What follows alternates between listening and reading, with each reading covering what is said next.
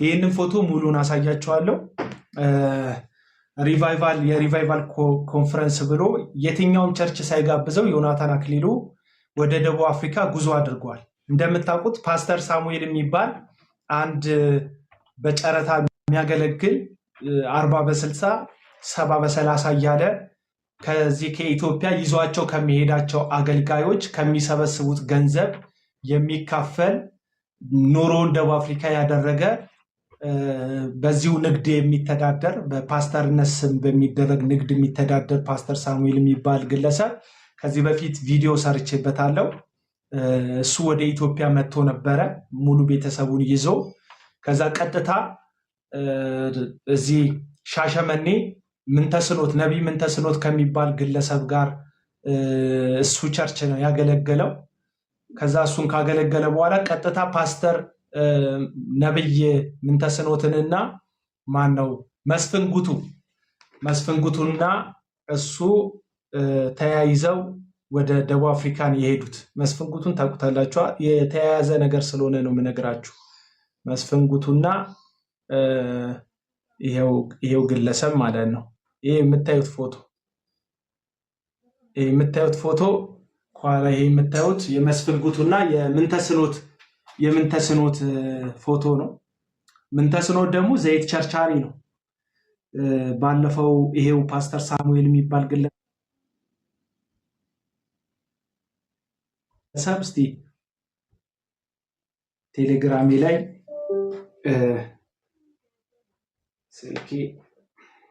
ስልኬ እየጋለ ነው። እኛ ማልቀስ ኦርቶዶክስ መስደብ አለብኝ እንደ እናንተ ስልክ እንድገዙልኝ እየጋለ ነው ብዬ አስገብቼ ከኋላ ጻፉልኝ ምናምን ማለት አለብኝ እንደ እንድትገዙልኝ። ለማንኛውም ስልኬ እየጋለ ነው፣ እየነገርኳችሁ ነው፣ እየጋለ ነው። ኧረ ተው ይላል። አልተውም እባክህ አልተውም።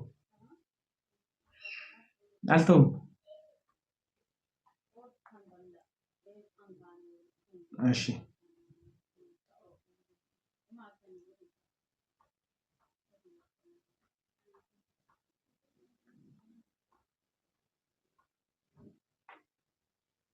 ቪዲዮ ላሳያችሁ እና ሰውየው መጣ ወዲያውኑ ነው እንግዲህ እነዚህን ሰዎች መላክ የጀመረው። የመጀመሪያ የላከው ግለሰብ እነዚህ ሁለት ሰዎች ናቸው። መስፍን ጉቱ እንግዲህ የምታውቁት በዘጠናዎቹ በጣም አስገራሚ መዝሙር የሚዘምር አገልጋይ ዘማሪ ነው። አሁን ላይ ግን ከነጋዴው ከምንተስኖት ጋር ወይም ከሐሰተኛው ነቢይ ከምንተስኖት ጋር በመጣመር ወደ ቢዝነሱ የተቀላቀለበት መንገድ ነው ያለው። በነገራችን ላይ ቀደምት የምታውቋቸው ዘማሪዎች ሆኑ ቀደምት የምታውቋቸው አገልጋዮች ፓስተር ጻድቁን ጨምሮ እነዚሁ የምታያቸው ሰዎች አቋማቸው ሸርተት ያሉ አሁን ላይ ከሐሰተኞች ጋር መድረክ መጋራትን ላይፍ ስታይል አድርገው እየቀጠሉ ያሉ ትናንትና ለእውነት የተመሰከረላቸው አሁን ግን እውነታቸውን የተቀሙ ብዙ ዘማሪዎች አሉ፣ ብዙ ሰባኪዎች አሉ። አሁን እናንተ ብዙዎቹን የምታውቋቸው ድሮ እኮ በጣም በመዝሙሩ ተነክቻለሁ በመዝሙሩ የምትሉ ሰዎች ተሻገር ያለው ሂድ ለፍ ያለው የሚለውን መዝሙር ሰምተ በድሮ በጣም ተነክተ አሁን ግን በቃ ከነምንተስኖት ላይ ዘመነኛ በማጥናትና በአጋንንት መንፈስ በጥናትና በአጋንንት መንፈስ ስም የሚጠራ ግለሰብ ነው። በአጋንንት መንፈስ ስም የሚጠራ በጣም ብዙ ሰዎች ስማቸው ሲጠራ ፌንት እየሰሩ ነው። እኔ ከበደ እንትና የሺ አረጊቱ ምናምን ስትባይ ፌንት የምትሰሪ ሴትዮ ዘንድሮ በጣም ነው የምትገርም። ለስምሽ አዲስ ስለሆንሽው እሱ ስለጠራሽው ፌንት ምትሰሪ አላውቅም። እኔ አሁን አቤል ብትለኝ ፌንት አልሰራም። ለምን አቤል እንደሆንኩ አውቃለሁ። እሱ ጠራኝ ማንም ጠራኝ። እና እነዚህ ስም እየጠሩ የሚጠነቁሉ በነገራችን ላይ አንዳንድ በጣም አደገኛ ስፒሪት ያለባቸው ጥንቆላ ቤት ስትሄዱ ስማችሁን ይጠራዋል ዛር ወይ አውሊያ ያለበት ሰው እና ሰይጣን እንዲህ ስሜን አወቀው ብላችሁ አትደነቁ። ምክንያቱም ስማችሁን ማንም ሰው ያውቀዋል እንኳን ሰይጣን ቀርቶ ማለት። ወደ ዮናታን ከመምጣቴ በፊት የነ ፓስተር ሳሙኤልን ነግራቸዋለሁ። የንግዱን ሁኔታ ነግራችኋለሁ። ቪዲዮን ወደኋላ ከዚህ በፊት ስለሰራሁት ወደኋላ ሄጄ ቪዲዮቸውን አመጣለሁ። ከዛ ማስረጃ አቀርባለሁ። ማስረጃውን ታያላችሁ። ይሄ ልጅ የሚያወራው ከጥላቻ ነው ወይስ እውነት ይዞ ነው የሚለውን ነገር ታጣራላችሁ። አንዳንድ ሰዎች ዝም ብላችሁ የምትለፈልፉ ሰዎች ራሳችሁ ህሊናችሁ ቆም ብላችሁ አስቡ። ደቡብ አፍሪካዎች አላችሁ። ደቡብ አፍሪካዎች ካላችሁ እናንተም እንድትገቡ እውነትን የምትወዱ ደቡብ አፍሪካውያን ላኩልኝ። ደቡብ አፍሪካ ውስጥ ያላችሁ የደቡብ አፍሪካ የከምባታ ማህበረሰብ፣ የወላይታ ማህበረሰብ፣ የሀዲያ ማህበረሰብ በብዛት እዛ የምትገኙ የወንጌል አማኝ የሆናችሁ ከዛ አካባቢ የምትወጡ ወገኖች እናንተን ታርጌት ያደረገ ስለሆነ የነዚህ ሰዎች ንግድ እናንተን ታርጌት ያደረገ ስለሆነ የነዚህ ሰዎች ንግድ እንድትገቡ ጥሪ ያቀርባሉ። ማን ነው ቤካ የምትዩ ሰው? ዘመዴ ማንን ነው ቤካ የምትዩ?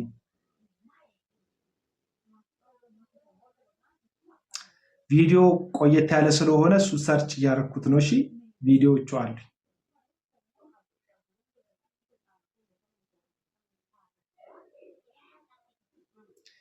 የፓስተር ሳሙኤልን የሚልካቸውን ሰው ለማምጣት ነው።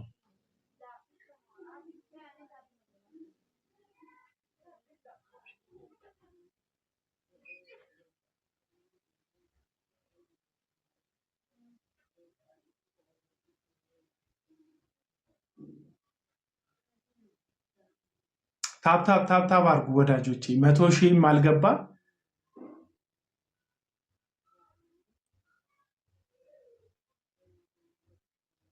እኔ እኮ የምትገርሙኝ ሰዎች ከሚዘረፉት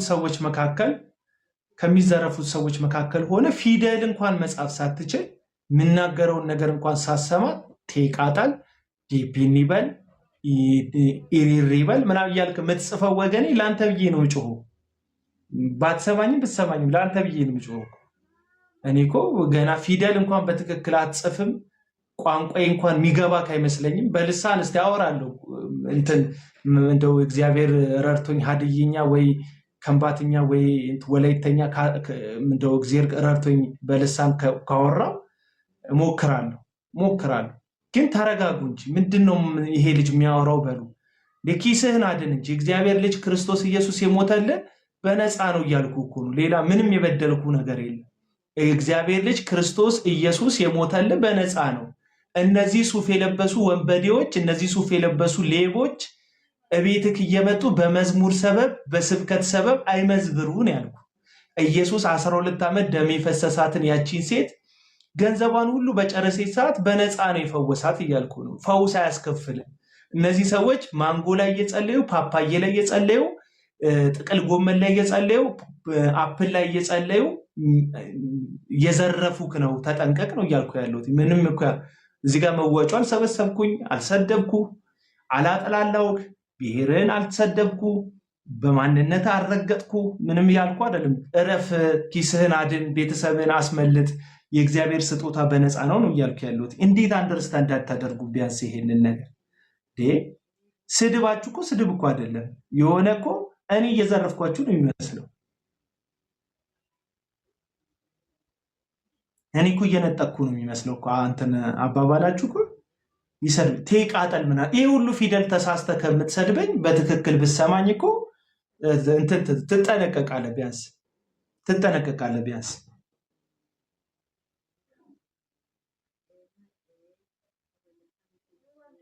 እንዴት ይህ ሁሉ ስድብ ተሳድቦ እንዴት ሰው እንትን ይላል? ይስታል።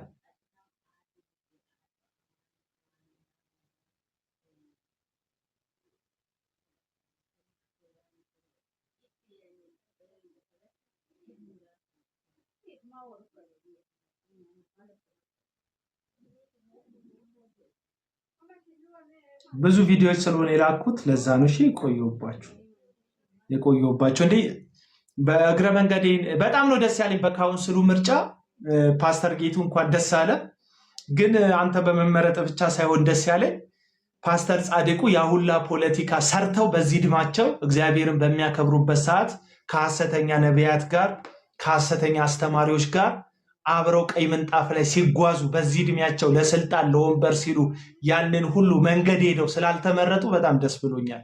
እንኳን ደስ ያላችሁ፣ እንኳን ደስ ያላችሁ። በጣም ደስ ብሎኛል ስላልተመረጡ፣ ፓስተር ጻድቁ ስላልተመረጡ።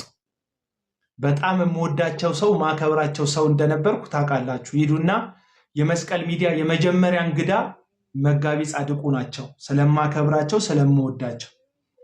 እሳቸው ግን ከእውነት ጎን ከጽድቅ ጎን ከመቆም ይልቅ 32ኛውን አጠቃላይ የአብያተ ክርስቲያናትን የአቋም መግለጫ በሳተና ባጣመመ መልኩ ከእምነት ቃል ትምህርት አስተማሪዎች ጋር ከብልጽግና ወንጌል ሰባኪዎች ጋር አብረው ሄደው እንትን ሲመርቁ አይቻለሁ።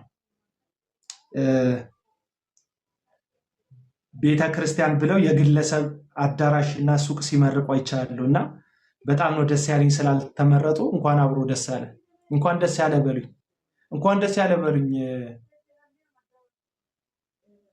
እንኳን ደስ ያለ በሉኝ ወገኖች። ኮመንት ላይ እንኳን ደስ ያለ በሉኝ። ደስ ብሎኛል። ራሳቸው እነ ደረጀ እነ ጌቱ እነ ፓስተር ጌቱ በመመረጣቸው በጣም ነው ደስ ያለኝ።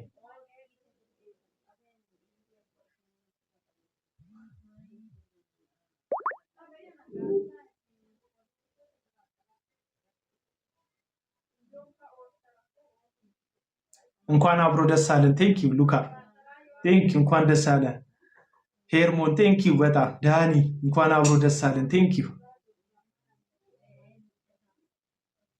ማንበብ ራሱ አይችልም እንዴ? ምንቴ ካነበበማ በቃ ይሄውና። ፓስተር ሳሙኤል ከዚህ በፊት ሰርቼላችኋለሁ ፕሮግራም እኮ።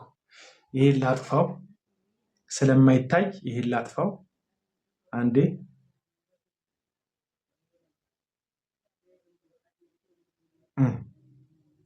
ፓስተር ሳሙኤል ይሄ ነው፣ ይሄ ነው፣ ይሄ ነው። ፓስተር ሳሙኤል ይሄ ነው። ፓስተር ሳሙኤል ይባላል። ይታያቸዋል። ፓስተር ሳሙኤል ይባላል።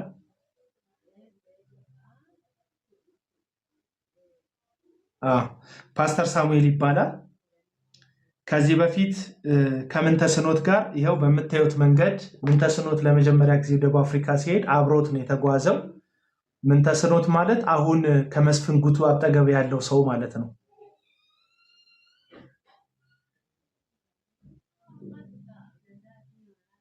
ሳውዝ አፍሪካ። ስለ ሳውዝ አፍሪካ ነው ዛሬ የማወራው። ሳውዝ አፍሪካዎች ሰብሰብ በሉ እስቲ። ስለ ሳውዝ አፍሪካ ነው የማወራው። ይሄን ይመስላል። ከየትኛውም ሐሰተኛ ጋር ቀኝ እጁን ሰጥቶ የሚያገለግል ነው። ይሄንን ከሄኖክ ጋር ነው። ከሄኖክ ጋር ደቡብ አፍሪካ ውስጥ ሄኖክ ደቡብ አፍሪካ ውስጥ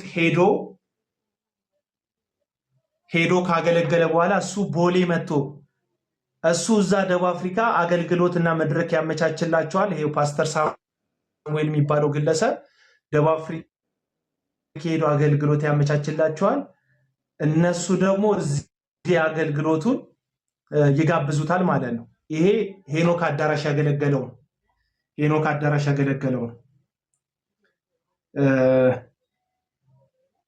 ይሄ ደግሞ የምትመለከቱት ሳር ቤት ኦሮሚያ ከምንተስኖት ቸርች ያገለገለው ነው። ይሄ ደግሞ እሱ እዛ ገንዘብ እንዲሰሩ ያደርጋቸዋል። ምንድን ነው የሚያደርገው? መንገዱን ያመቻችላቸዋል። ያው እንደምታውቁት በህጋዊ መንገድ ደቡብ አፍሪካ ይገባል። አንድ አገልጋይ መቼም መግባት ያለበት የሀገሪቱን ህግ አክብሮ ነው። እንደ ሌባ ሹክክ ብሎ አይገባም። ልክ እንደ አንድ ኢትዮጵያዊ ስደተኛ ሀገር አቆራርጦ እንደሚገባ ኢትዮጵያዊ ስደተኛ እነዚህም ሰዎች ህገወጥ በሆነ መንገድ ነው ደቡብ አፍሪካ የሚገቡት። በማን አስተባባሪነት? በዚህ ሰው አስተባባሪነት ማለት ነው። በፓስተር ሳሚ አስተባባሪነት፣ በፓስተር ሳሙኤል አስተባባሪነት ማለት ነው።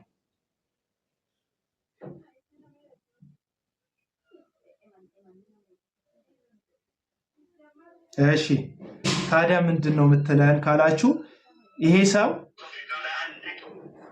ሰው ሐሰተኞቹ እዛ ሀገር ሲሄዱ፣ ሐሰተኞቹ ደቡብ አፍሪካ ሲሄዱ ገንዘብ ዲል አድርጎ ነው ከሐሰተኞቹ ጋር ገንዘብ ዲል አድርጎ ነው የሚሰራው። ለምሳሌ እነሱ ዘይት የሚሸጡ ከሆነ ከዘይቱ ንግድ ይካፈላል። ቲሸርት የሚሸጡ ከሆነ ከቲሸርቱ ንግድ ይካፈላል። መጽሐፍ የሚሸጡ ከሆነ ከመጽሐፉ ሽያጭ ይካፈላል። ለነሱ መንገዱን ያመቻችላቸዋል።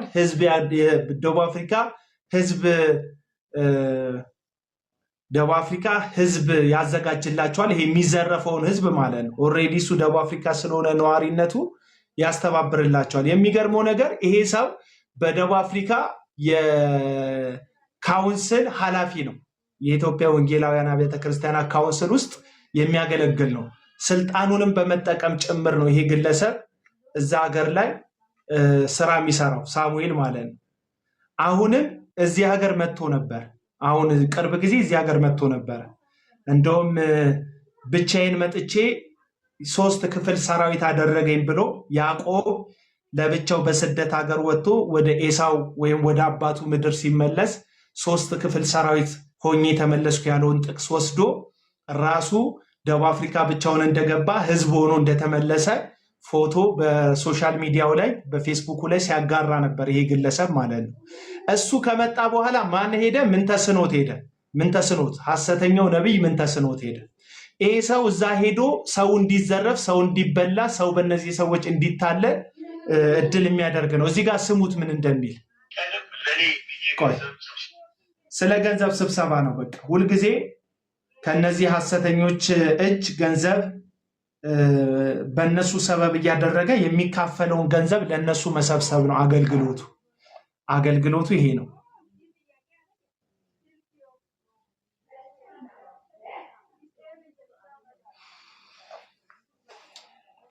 ይቅርታ እንትኔ ኮኔክት የሚያደርግ ከጠፋ ትጠፋለች። እሷን ኮኔክት ለማድረግ እየሞከርኩ ነው ድምፁ እንዲሰማችሁ።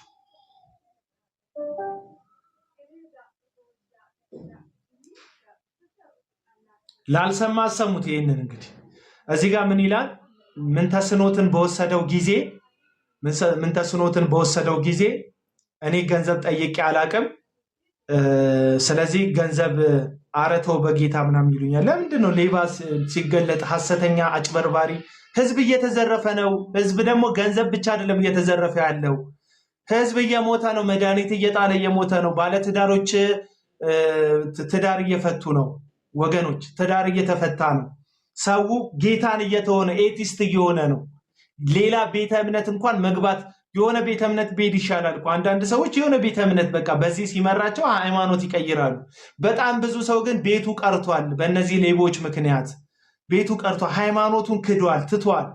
እግዚአብሔር አይፈርድም አያይም የሚል ብሶት ውስጥ ገብቷል በጣም ብዙ ሰው እና ለምን ተው ምን እንደምትሉ አላውቅም። ቀጥሉ። ይኸው ግን ከቤተ ክርስቲያን ወንጌል ጎን ቆማል። እነዚህ ቲሸርቶች ለአገልግሎት አንድ ቀንም ለኔ ብዬ ገንዘብ ሰብስቤ አላውቅም። ደቡብ አፍሪካ ውስጥ አንድም ቀን ለኔ ብዬ ገንዘብ ሰብስቤ አላውቅም እያለ ነው። ሁልጊዜ የሚሰበስበው ለአገልጋዮች እያለ ነው። ግን ከአገልጋዮቹ ጋር ይካፈላል። ይሄ ሰው ለኔ ብዬ ሰብስቤ አላውቅም እያለ ነው። እውነቱን ነው። ለራሱ ብሎ አይሰበስብም። አገልጋይ ከሌን ደግፈው እያለ ነው የሚሰበስበው። ሁልጊዜ ከጓሮ ግን ይካፈላል ከነዚህ ሰዎች ጋር። ስሙ አንድ ቀንም ለኔ ብዬ ገንዘብ ሰብስቤ አላውቅም። ግን ከቤተ ክርስቲያን ወንጌል ጎን ቆማል። እነዚህ ቲሸርቶች ለአገልግሎት የተጠራው የወንድማችን የነቢይ ምንተስኖት ፎቶዎችን ቤተክርስቲያን ናት ያሰራቸው። ቤተክርስቲያን ያሰራቸው አስፈቅደው ግን ፎቶውን ማለት ነው ፎቶ አድርገው አሰርተዋል እና በጣም ብዙ ወጪ ነው ያወጡት ከጎናቸው ለመቆም። ይህ ቲሸርት ለመውሰድ ተዘጋጁ። በእነዚህ ቲሸርቶች ላይ እግዚአብሔር ኃይል ይለፍ። ይህ ቲሸርት የለበሰ የታመመ ሰው ይፈወስ። ይህ ቲሸርት የለበሰ የደኸየ ሰው ባለጠጋ ይሁን። ይህ ቲሸርት የለበሰ እውቀት የጎደለው ሰው በእውቀት ባለጠጋ ይሁን።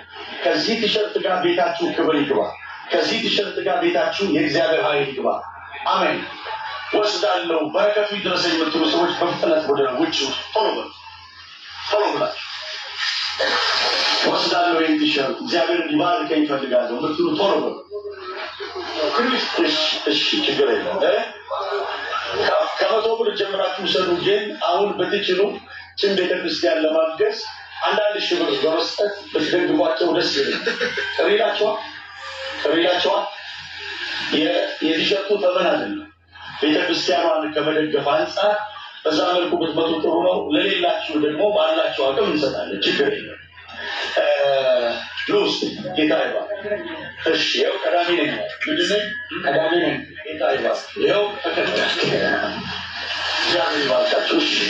ቶሎ እያላችሁ ለጌታ ቤት ነው። ሰው ለአልኮል መጠጥ ያወጣል፣ ሰው ለዝሙት ያወጣል፣ ሰው ነፍስ ለማስገደል ያወጣል። አሁን 1000 ብር ማለት ሳውዝ አፍሪካ ምንም ማለት አይደለም።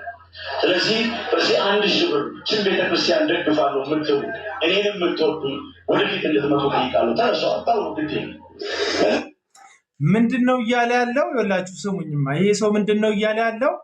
ለኔ ጠይቅ ያላቅም እያለ ነው። እውነቱን ነው። ቅድም እንደነገርኳችሁ አንድም ቀን ለራሱ ጠይቆ ያቅም። አገልጋይ ይጋብዛል። እነዛ አገልጋዮች ሲመጡ በእነሱ ስም ነው የሚጠይቀው። ዲሉ ደግሞ ወይ 40/60 እሱ 40% እነሱ 60% ወይ 70/60 70/30 ነው የሚወሰደው እና ልክ ነው። እንደ ድለላ አይነት ነገር ነው የሚሰራው። ስለዚህ ምንድነው እያደረገ ያለው? እኔ አሁን ቲሸርቱን ይሸጥ አገልግሎትም ይደገፍ የምን ተስኖትን ፎቶ ስላደረግ ጌታ ይፈውሰኛል ብለህ የምታስብ ደቡብ አፍሪካ ያለ ጴንጤ በጣም ነው የምትገርመኝ። በቃ አሁን የዮናታን አክሊሉ ፎቶ ያለበትን ቲሸርት ለብሼ ፈወሳለሁ የምትል ከሆነ በምን ሞራል ነው ኦርቶዶክሳውያንን ወይም ሌላው ቤተ እምነትን የማርያምን ፎቶ ለጠፍክ፣ የገብርኤልን ፎቶ ለጠፍክ፣ የኪዳነ ምሕረትን የሆነ ፎቶ ለጠፍሽ፣ ስዕል ለጠፍሽ እያላችሁ አሁን እኔ እኮ ጴንጤው ሞራል በቃ የለውም ነው የምላችሁ። አሁን እኔ የወንጌል ጠላት የምመስላችሁ ሰዎች አላችሁ። ሪያሊቲውን ልንገራችሁ። የፓስተር እግርና ጫማ እየሳምክ ሌላውን ቤተ እምነት እንኳን ከዚህ ጉዳይ ውጡ ለማለት በጣም ነው የሚሰቀጥጠው። እና ምን እያለ ነው ይሄ ሰውዬ በጸሎቱ? በዚህ ቲሸርት ላይ በየትኛው ቲሸርት ምን ተስኖት የሚባል ሐሰተኛ ነቢይ ፎቶ በተለጠፈበት ቲሸርት ላይ ምን አድርግ እያለ ነው? የእግዚአብሔር ተአምር ይለፍ፣ ይሄን ልብስ የለበሰ ሰው ባለጸጋ ይሁን፣ ሀብት ያገኘው እያለ ምን ተስኖት ለብሶት ለምን ሀብት አያገኝም? ለምን ከእናንተ 1000 ራንድ ይወስዳል? 1000 ራንድ ነው የሚቀበሉት። በነገራችን ላይ በአንድ እንትን ቲሸርት ማለት ነው። 1000 ራንድ ስንት ነው? ደቡብ አፍሪካ ያላችሁ ሰዎች በኢትዮጵያ ንገሩኝ። 1000 ራንድ ስንት ነው? እኔ ስለማላውቀው ደቡብ አፍሪካ ያላችሁ ንገረኝ ሄኖክ። 1000 ራንድ በኢትዮጵያ ስንት ነው? በኢትዮጵያ ስንት ነው 1000 ራንድ? 1000 ራንድ በኢትዮጵያ ስንት ብር ማለት ነው? 12000 10000 እሺ 10000 ይባል 10000 ይባል 10000 ብር አንድ ቲሸርት እየሸጠ ነው ያለው ሰውየው። 13000 ምናምን ይላል። እሺ አቬሬጁ ታችኛውን እንውሰደውና 10000 ብር 13000 ብር። እሺ 10000 እስከ 13000 ብር አንድ ቲሸርት መግዛት ለአገልግሎት ደግሞ ዝም ብለህ ቲሸርቱ ትሸጥልናለህ፣ ችግር የለውም ትሸጥልናለህ። ከዛ ያን ቲሸርት እንለብሰዋለን። በዚህ ቲሸርት ላይ ኃይል ይለፍ ታምራት ይሁን ይላሉ እነዚህ ሰዎች። እየሸጡልክ ያለው ቲሸርቱን ብቻ ሳይሆን የእግዚአብሔርንም ኃይል በቲሸርቱ ላይ እየሸጡልህ ነው በእነሱ አስተሳሰብ። ስለዚህ ደቡብ አፍሪካ ውስጥ ያላችሁ አማኝነን የምትሉ ሰዎች ዌክ አፕ። በቡድን ተደራጅተ የዩ ጩፋ ደጋፊ ነኝ፣ የዮናታን አድናቂ ነኝ፣ የታምራት ታረቀኝ የቀኝ እጅ ነኝ የግራ እጅ ነኝ ምናምን የምትል ሰውዬ፣ እነዚህ ሰዎች እያገለገሉት ያሉት ኢየሱስን አይደለም። አቤላ ስለ ኢየሱስ ስበክ ይሉኛል። ስለ ኢየሱስ ሰብካለሁ እናቴ። ኢየሱስን እነ ዮናታንም እየሰበኩ አይደለም፣ ንግድ ስለሆነ የያዙት። እሱ ንግድ ላፍርስና ከዛ ሰብካለሁማ። አይዞሽ፣ አታስቢ፣ አትጨነቂ ስለኔ ብዙም በቃ አይጭነቅ፣ እንደዚህ አይክፋሽ። በቃ ለኔ አስበሽልኝ እንደሆነ እረዳሻለሁ፣ አይዞሽ። እና አሁን ምንድነው ታዲያ የምትለው ካላችሁ፣ ይሄ ግለሰብ አዲስ አበባ ገብቶ ነበረ ቅርብ ጊዜ። ከማን ጋር አገለገለ? ከምን ተስኖት ጋር አገለገለ? ቆይ ላሳያችሁ።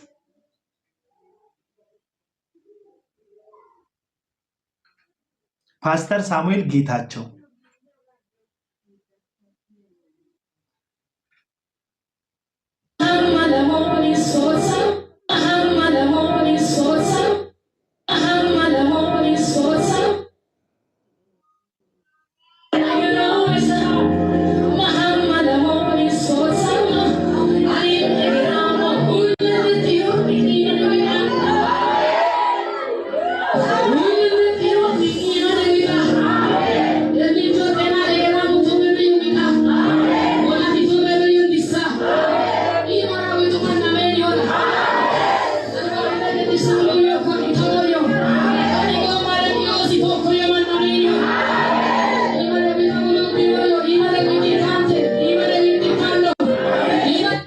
እየተዘረፈ ነው ነው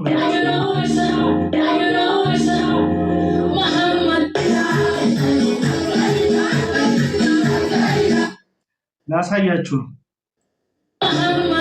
ይቅርታ ድምጽ ይቅርታ ስለ ድምጹ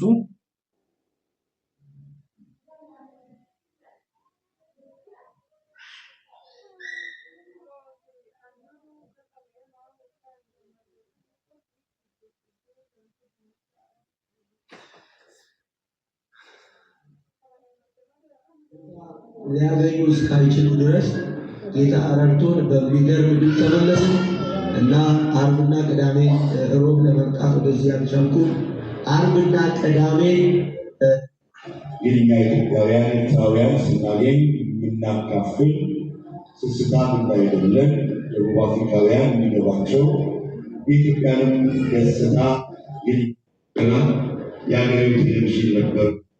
ሶፍታዳ አብላችሁ ተናገሩ። የመጀመሪያው ፕሮግራም ይሄ ፕሮግራም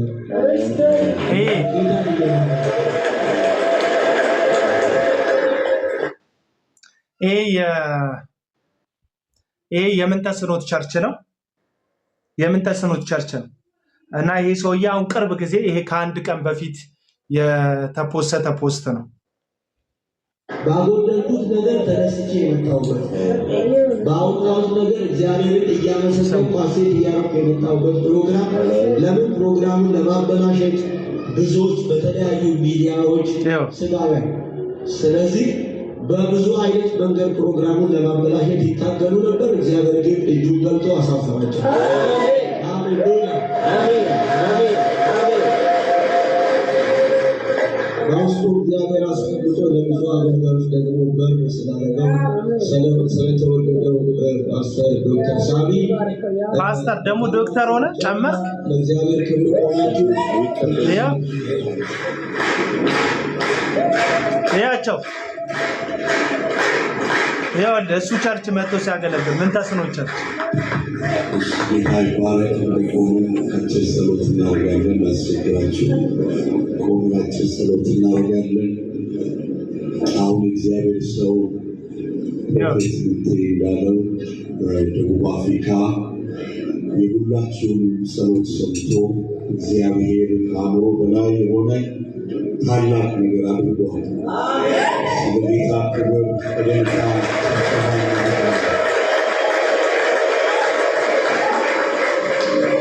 ምናልባት ከተነገረው ያነሰ እንጂ እየተነገረ ያለው የበዛ ኤግዛጅሬት የሆነ የተጋነነ አይደለም።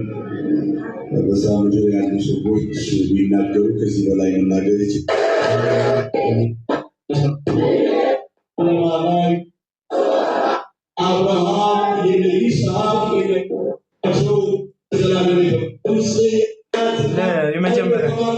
የመጀመሪያ ንግግሩ ላሰማች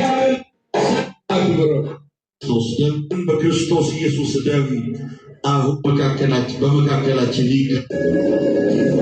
ቤት የሆነውን ጌታ ስለዚህ ልዩ አጋጣሚ አመሰግናለሁ። በመቀጠል ደግሞ በጣም የምንወደውን የምናከብረውን ለምድራችን አልፎም ለዓለማችን እግዚአብሔር በረከት ስጦታ አድርጎ ያስነሳውን የቤተክርስቲያኒቱን ባለራዕይ እና መሪ ወንድማችን ነቢይ ምንቴን እግዚአብሔር አብዝቶ ይባርከው። እስቲ ያጨብጭቡለት። አብረውት የሚሰሩትን ቪዥን ፓርትነርስ፣ ፓስተሮች፣ የሙሉ ጊዜ አገልጋዮች፣ በተለያየ አገልግሎት ዘርፍ የሚያገለግሉትን ሁሉ እግዚአብሔር ይባርካቸው። ዲያቆናትን፣ ጸለያንን፣ ካሜራማኖችን ሁሉንም ጌታ ይባርካቸው። እንዲሁም ደግሞ ወላጅ እናቱን ማመስገን እፈልጋለሁ። እሳቸው የጸሎት ሰው ናቸው። እሳቸውንም ጸሎት ሰምቶ ወንድማችንን እየረዳ ስላለ ጌታ ጭብጨባ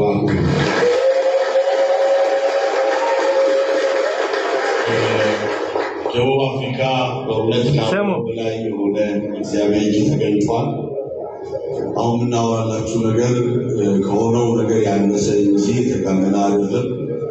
ነገር ሲጋነን ኤግዛጀሬሽን ይባላል። ኤግዛጀሬት አደረጉ ይባላል።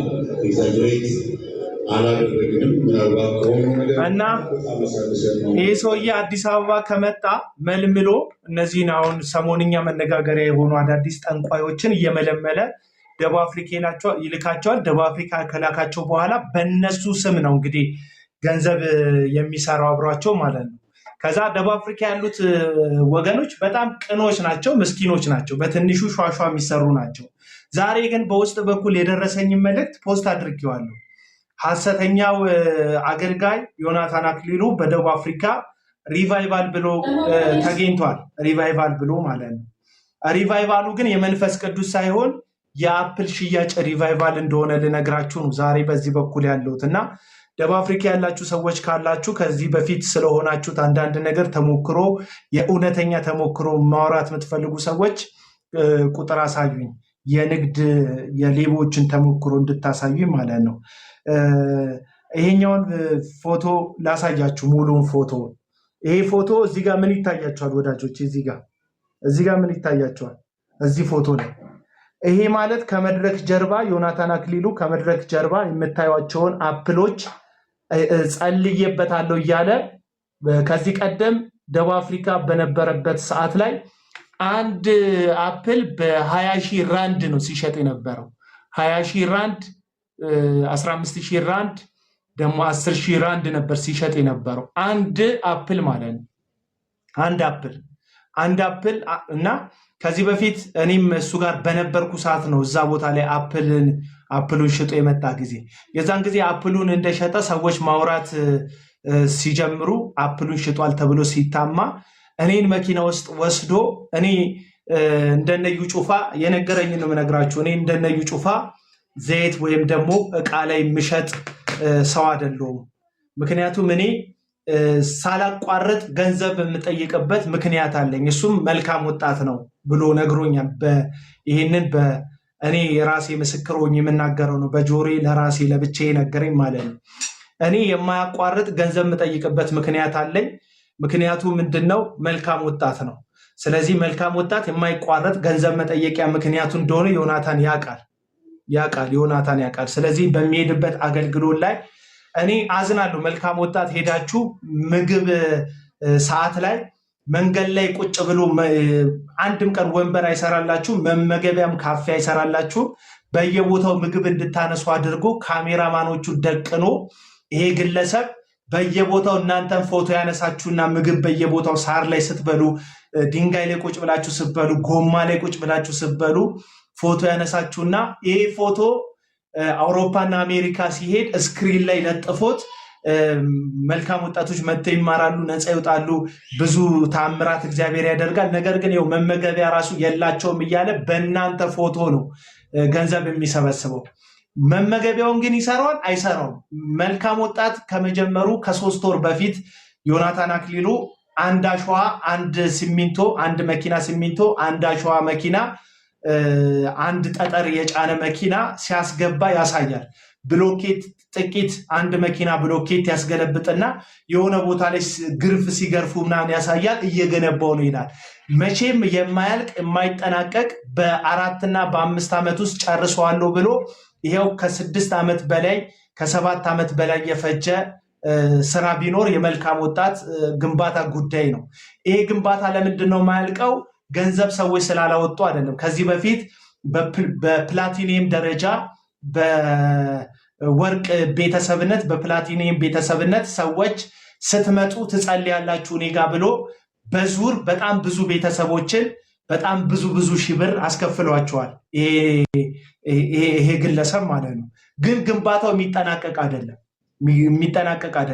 ከዚሁ ከመልካም ወጣት ግንባታ ጋር ተያይዞ እዛ አካባቢ ላይ ያሉ በጣም ብዙ ሰዎች መልካም ወጣቶች ሲሄዱ በቡና ጠጦች ይጠቀሙ ነበር፣ ሊስትሮች ይጠቀሙ ነበር። እዛ አካባቢ ላይ ያሉ እያንዳንዱ ዕቃ ስሊፐር የሚሸጡ የሆነ ነገር የሚሸጡ ሰዎች ይጠቀሙ ነበረ።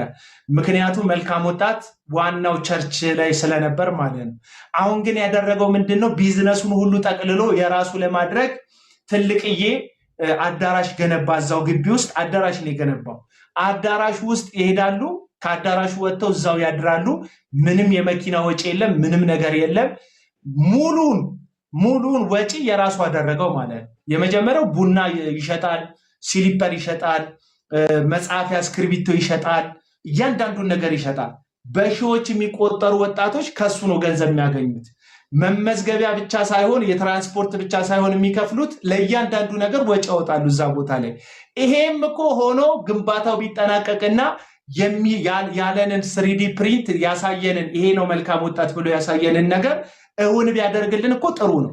ነገር ግን መቼም እውን አይሆንም። ለምንድን ነው እውን የማይሆነው? እውን ማድረግ ስለማይቻል አይደለም፣ ሰው ገንዘብ ስለማይሰጥ አይደለም። ገንዘብ ይሰጣል። ግን ይሄ ፕሮጀክት ካለቀ ዮናታን አክሊሉ ገንዘብ መሰብሰቢያ ምክንያት አይኖረውም። ይሄ ፕሮጀክት ካለቀ ዮናታን አክሊሉ ገንዘብ መሰብሰቢያ ፕሮግራም አይኖረውም። ስለዚህ ገንዘብ መሰብሰቢያ አጀንዳው ስለሆነ ይሄንን አጀንዳ ያስቀጥለዋል። 20 ዓመት አያልቅም ይሄ ፕሮጀክት። እውነቱን ልንገራችሁ፣ ምክንያቱም ይሄ ፕሮጀክት ካለቀ ዮናታን በምን ገንዘብ ይለቅማል? ከማን ገንዘብ በምን ገንዘብ ይጠይቃቸዋል? እንትኑ ከተሰራ ማዕከሉ ከተሰራ ግንባታ ከተገነባ ማንን መጠየቅ ይችላል? አይችልም። ስለዚህ ግንባታው እንዲያልቅ የሚፈለግ አይደለም። ለምንድን ነው እንደዚህ የምትለኝ ስትል ኮንሰንትሬት ተደርጎ እየተሰራ ያለው ለዛ ነው። ስለ ድሃ ሲጠየቅ እና በአህያ እንሂድ እኛ ቪየት አንነደም በቪየት አንሂድ ብሎ በትዕቢት የሚወጠረው እናንተ ወጣቶች እንዲለወጡ እንዲቀየሩ ገንዘብ ከየትኛውም ሀገር ለቃቅማችሁ ከሰራችሁበት ከታክስ ላይ ከምን ላይ ከብድራችሁ ላይ ከምናችሁ ላይ ገንዘብ ትልካላችሁ ትሰጣላችሁ። ነገር ግን ይሄ ሰው መሬት ላይ አውርዶ ገንዘብ እንትን አይልበትም። ምንድነው እያደረገው ያለው ገንዘቡ ስትል ካናዳ የግል ቤት ገዝቷል። አንዳንድ ሰዎች ይሄ ስናገር ሪያሊቲውን ስናገር ምቀኛ ምናምን ይለኛል። ከቀናው እኔ በሀብታም ምቀናው በሼህ አሊ አላሙዲ ነው። ከቀናው ምቀናው ወዳጆቼ እዚህ በእግዚአብሔር ስም እየነገደ በመጽሐፍ ቅዱስ እያሳየ ሰውን በሚያጭበረብሩ አጭበርባሪዎች አልቀና። ከቀናው ምቀናው ኢትዮጵያ ውስጥ ወርቅን አይተነውን በሚያክሉ ባለሀብቶች የዘይት ፋብሪካ ባላቸው ትልልቅዬ የብረታ ብረት ማቅለጫ ካምፓኒ ባላቸው ትልልቅዬ ሀብታሞች ልቀና እችላለሁ፣ ምቀኝነትም ካለብኝ ማለት ነው እንጂ በእግዚአብሔር ስም በእግዚአብሔር ቃል እያደረጉ በሚነግዱ ነጋዴዎች ለመቼም ልቀና አልችልም። በቃ ልቀና አልችልም። እነዚህ ሰዎች በቃኝ አይሉ ዘያር ኦልሬዲ ሪች ምናምን ማለችኝ። አንዱ ልክ ነሽ፣ ባለጸጋው ሀብታም ሆነዋል። ባለጸጋ ሳይሆን ሀብታም ሆነዋል፣ ገንዘብ ይዘዋል።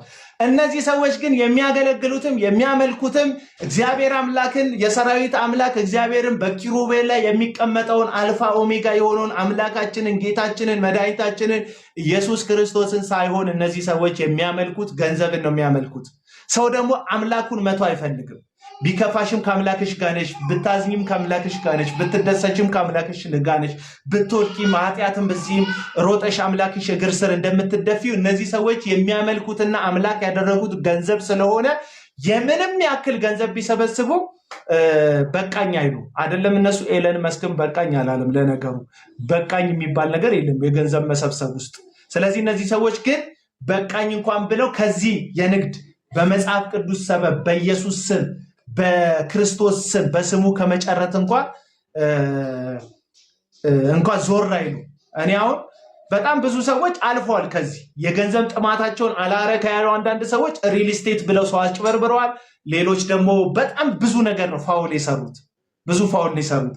ስለዚህ ዮናታን አክሊሉ በዚህ ሰዓት ላይ ምን እያደረገ ነው ካላችሁኝ በፊት ለፊት ኢየሱስን የሰበከ የሚመስል ሪቫይቫል እያለ ሰዎችን በተረት ተረት ትምህርት እየሞላ ከኋላ ግን አፕል አስቀምጦ እንደዚህ እየሸጠ ነው። ደቡብ አፍሪካዎች አላችሁ?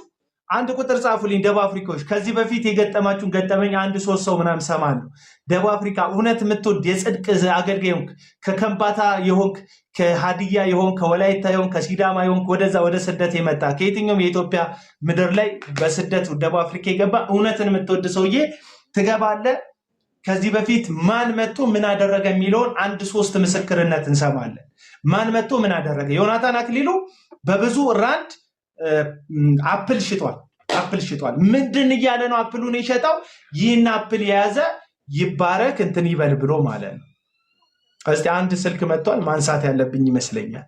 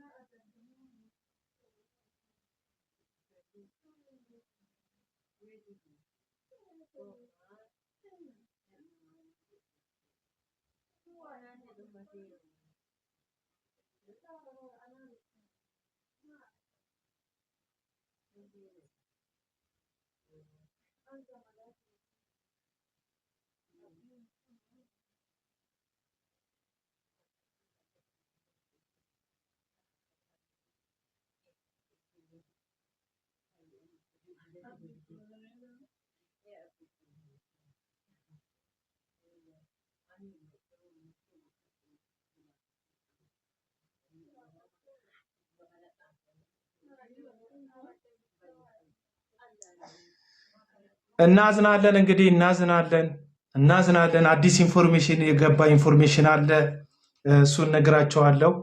እንግዲህ ታውቃላችሁ አይደል? ይህንን ፕሮግራም ከደቡብ አፍሪካ የሆናችሁ ገስት ላይ ያላችሁ ሰዎች ምልክት ስጡ። በጣም ቡርማ ሪቫይቫል ብሎ ነበረ ዮናታን አክሊሉ ፕሮግራም ሲያደርግ የነበረው። አሁን በደረሰኝ መረጃ መሰረት በቡርማ የቻይናዎች አዳራሽ ነበር የተከራየው፣ ልክ እንደ ሚሊኒየም አዳራሽ አይነት ማለት ነው። በጣም ትልቅ አዳራሽ ተከራይቶ ነበር ፕሮግራም የሚያደርገው። ይህንንም አዳራሽ ደግሞ የተከራየው በአብያተ ክርስቲያናት ህብረት ጋባዥነት አይደለም የሚሄደው፣ ለንግድ ስለሆነ እዛ ደቡብ አፍሪካ የሄደው ዮናታን አክሊሉ የትኛዋን ቤተክርስቲያን አልጋበዘችው እና ቡርማ ሪቫይቫል ቻይኖቹ ውል ተዋውለክ የተከራየህን ለመንፈሳዊ ፕሮግራም ሳይሆን ለኖርማል የትምህርትና የስራ ፕሮግራም መስሎን ነበር ብለው ከአዳራሹ አባረውታል። እንግዲህ ዮናታን አክሊሉ በዚህ የቡርማ ሪቫይቫል ፕሮግራም ላይ ያሰበውን ያክል የተሳካለት አይመስለኝም። ህዝብም ወንበር ይዞ አቅራቢያ ወደሚገኝ ወደ ጠባብ ቸርቾች እግር አውጭኝ እያለ ነው። አይም ሶሪ እንግዲህ እናዝናለን። ይህ ንግድ ስለተጨናገፈ ይህን የመሰለ ንግድ። እሺ የገባችሁ ሰዎች ከደቡብ አፍሪካ ካልሆናችሁ አስወጣችኋለሁ። ቶሎ ሰዓቴ እንዳትገሉ። ከየት ናችሁ? ከደቡብ አፍሪካ ነው ካላችሁ ትቀጥላላችሁ፣ ካላላችሁ ትወጣላችሁ። እሺ ከደቡብ አፍሪካ ብቻ ነው ሰው የምቀበለው። ይሄ ቸከሶች ገብታችሁ በፍቅር ምናምን የተነደፋችሁ የሰው ባል የምታፈቅሩ ሴቶች ምናምን ይቅርታ አድርጉልኝ። እናንተ ባልሰማ ደስ ይለኛል። እሺ ጃፓን የሚል አካውንት አለ። የሰው ባል የሚያፈቅሩ ሴቶች አሉ። ባለትዳር እንደሆነ እያወቁ አይናቸውን የማያሹ ከዚህ ይሰድቧቸዋል። ይመጡና ያጥረገርጓቸዋል። ፍቅረኛቸውና የተነካችሁት እናንተ ባለትዳር ነው ምናምን ብላችሁ እንትን ትላ ሼም ይዛቸዋል። እነዛ ሼም አይዛቸው። ምክንያቱም የክርስቶስ ኢየሱስ እንትንም የላቸውም፣ ልብ የላቸውም። በጌታም አይመስሉኝም። ዝም ብሎ የስም ጴንጤነትን የተሸከሙት። እሺ ጃፓን የሚለው አካውንት ኢንቫይት አክሰፕት አድርጌያለሁ። ከገባ ቀበላሉ። ዳኒ የሚባል አካውንት አለ። በተርታ ዝም ብዬ ከደቡብ አፍሪካ ካልሆንሽ አስወጣሻል። የፈለግሽውን ብትይ አጭር ቃል ትናገሪያለሽ። ብሩክ ምናምን የላካችሁ ሰዎች ምንድን ነው?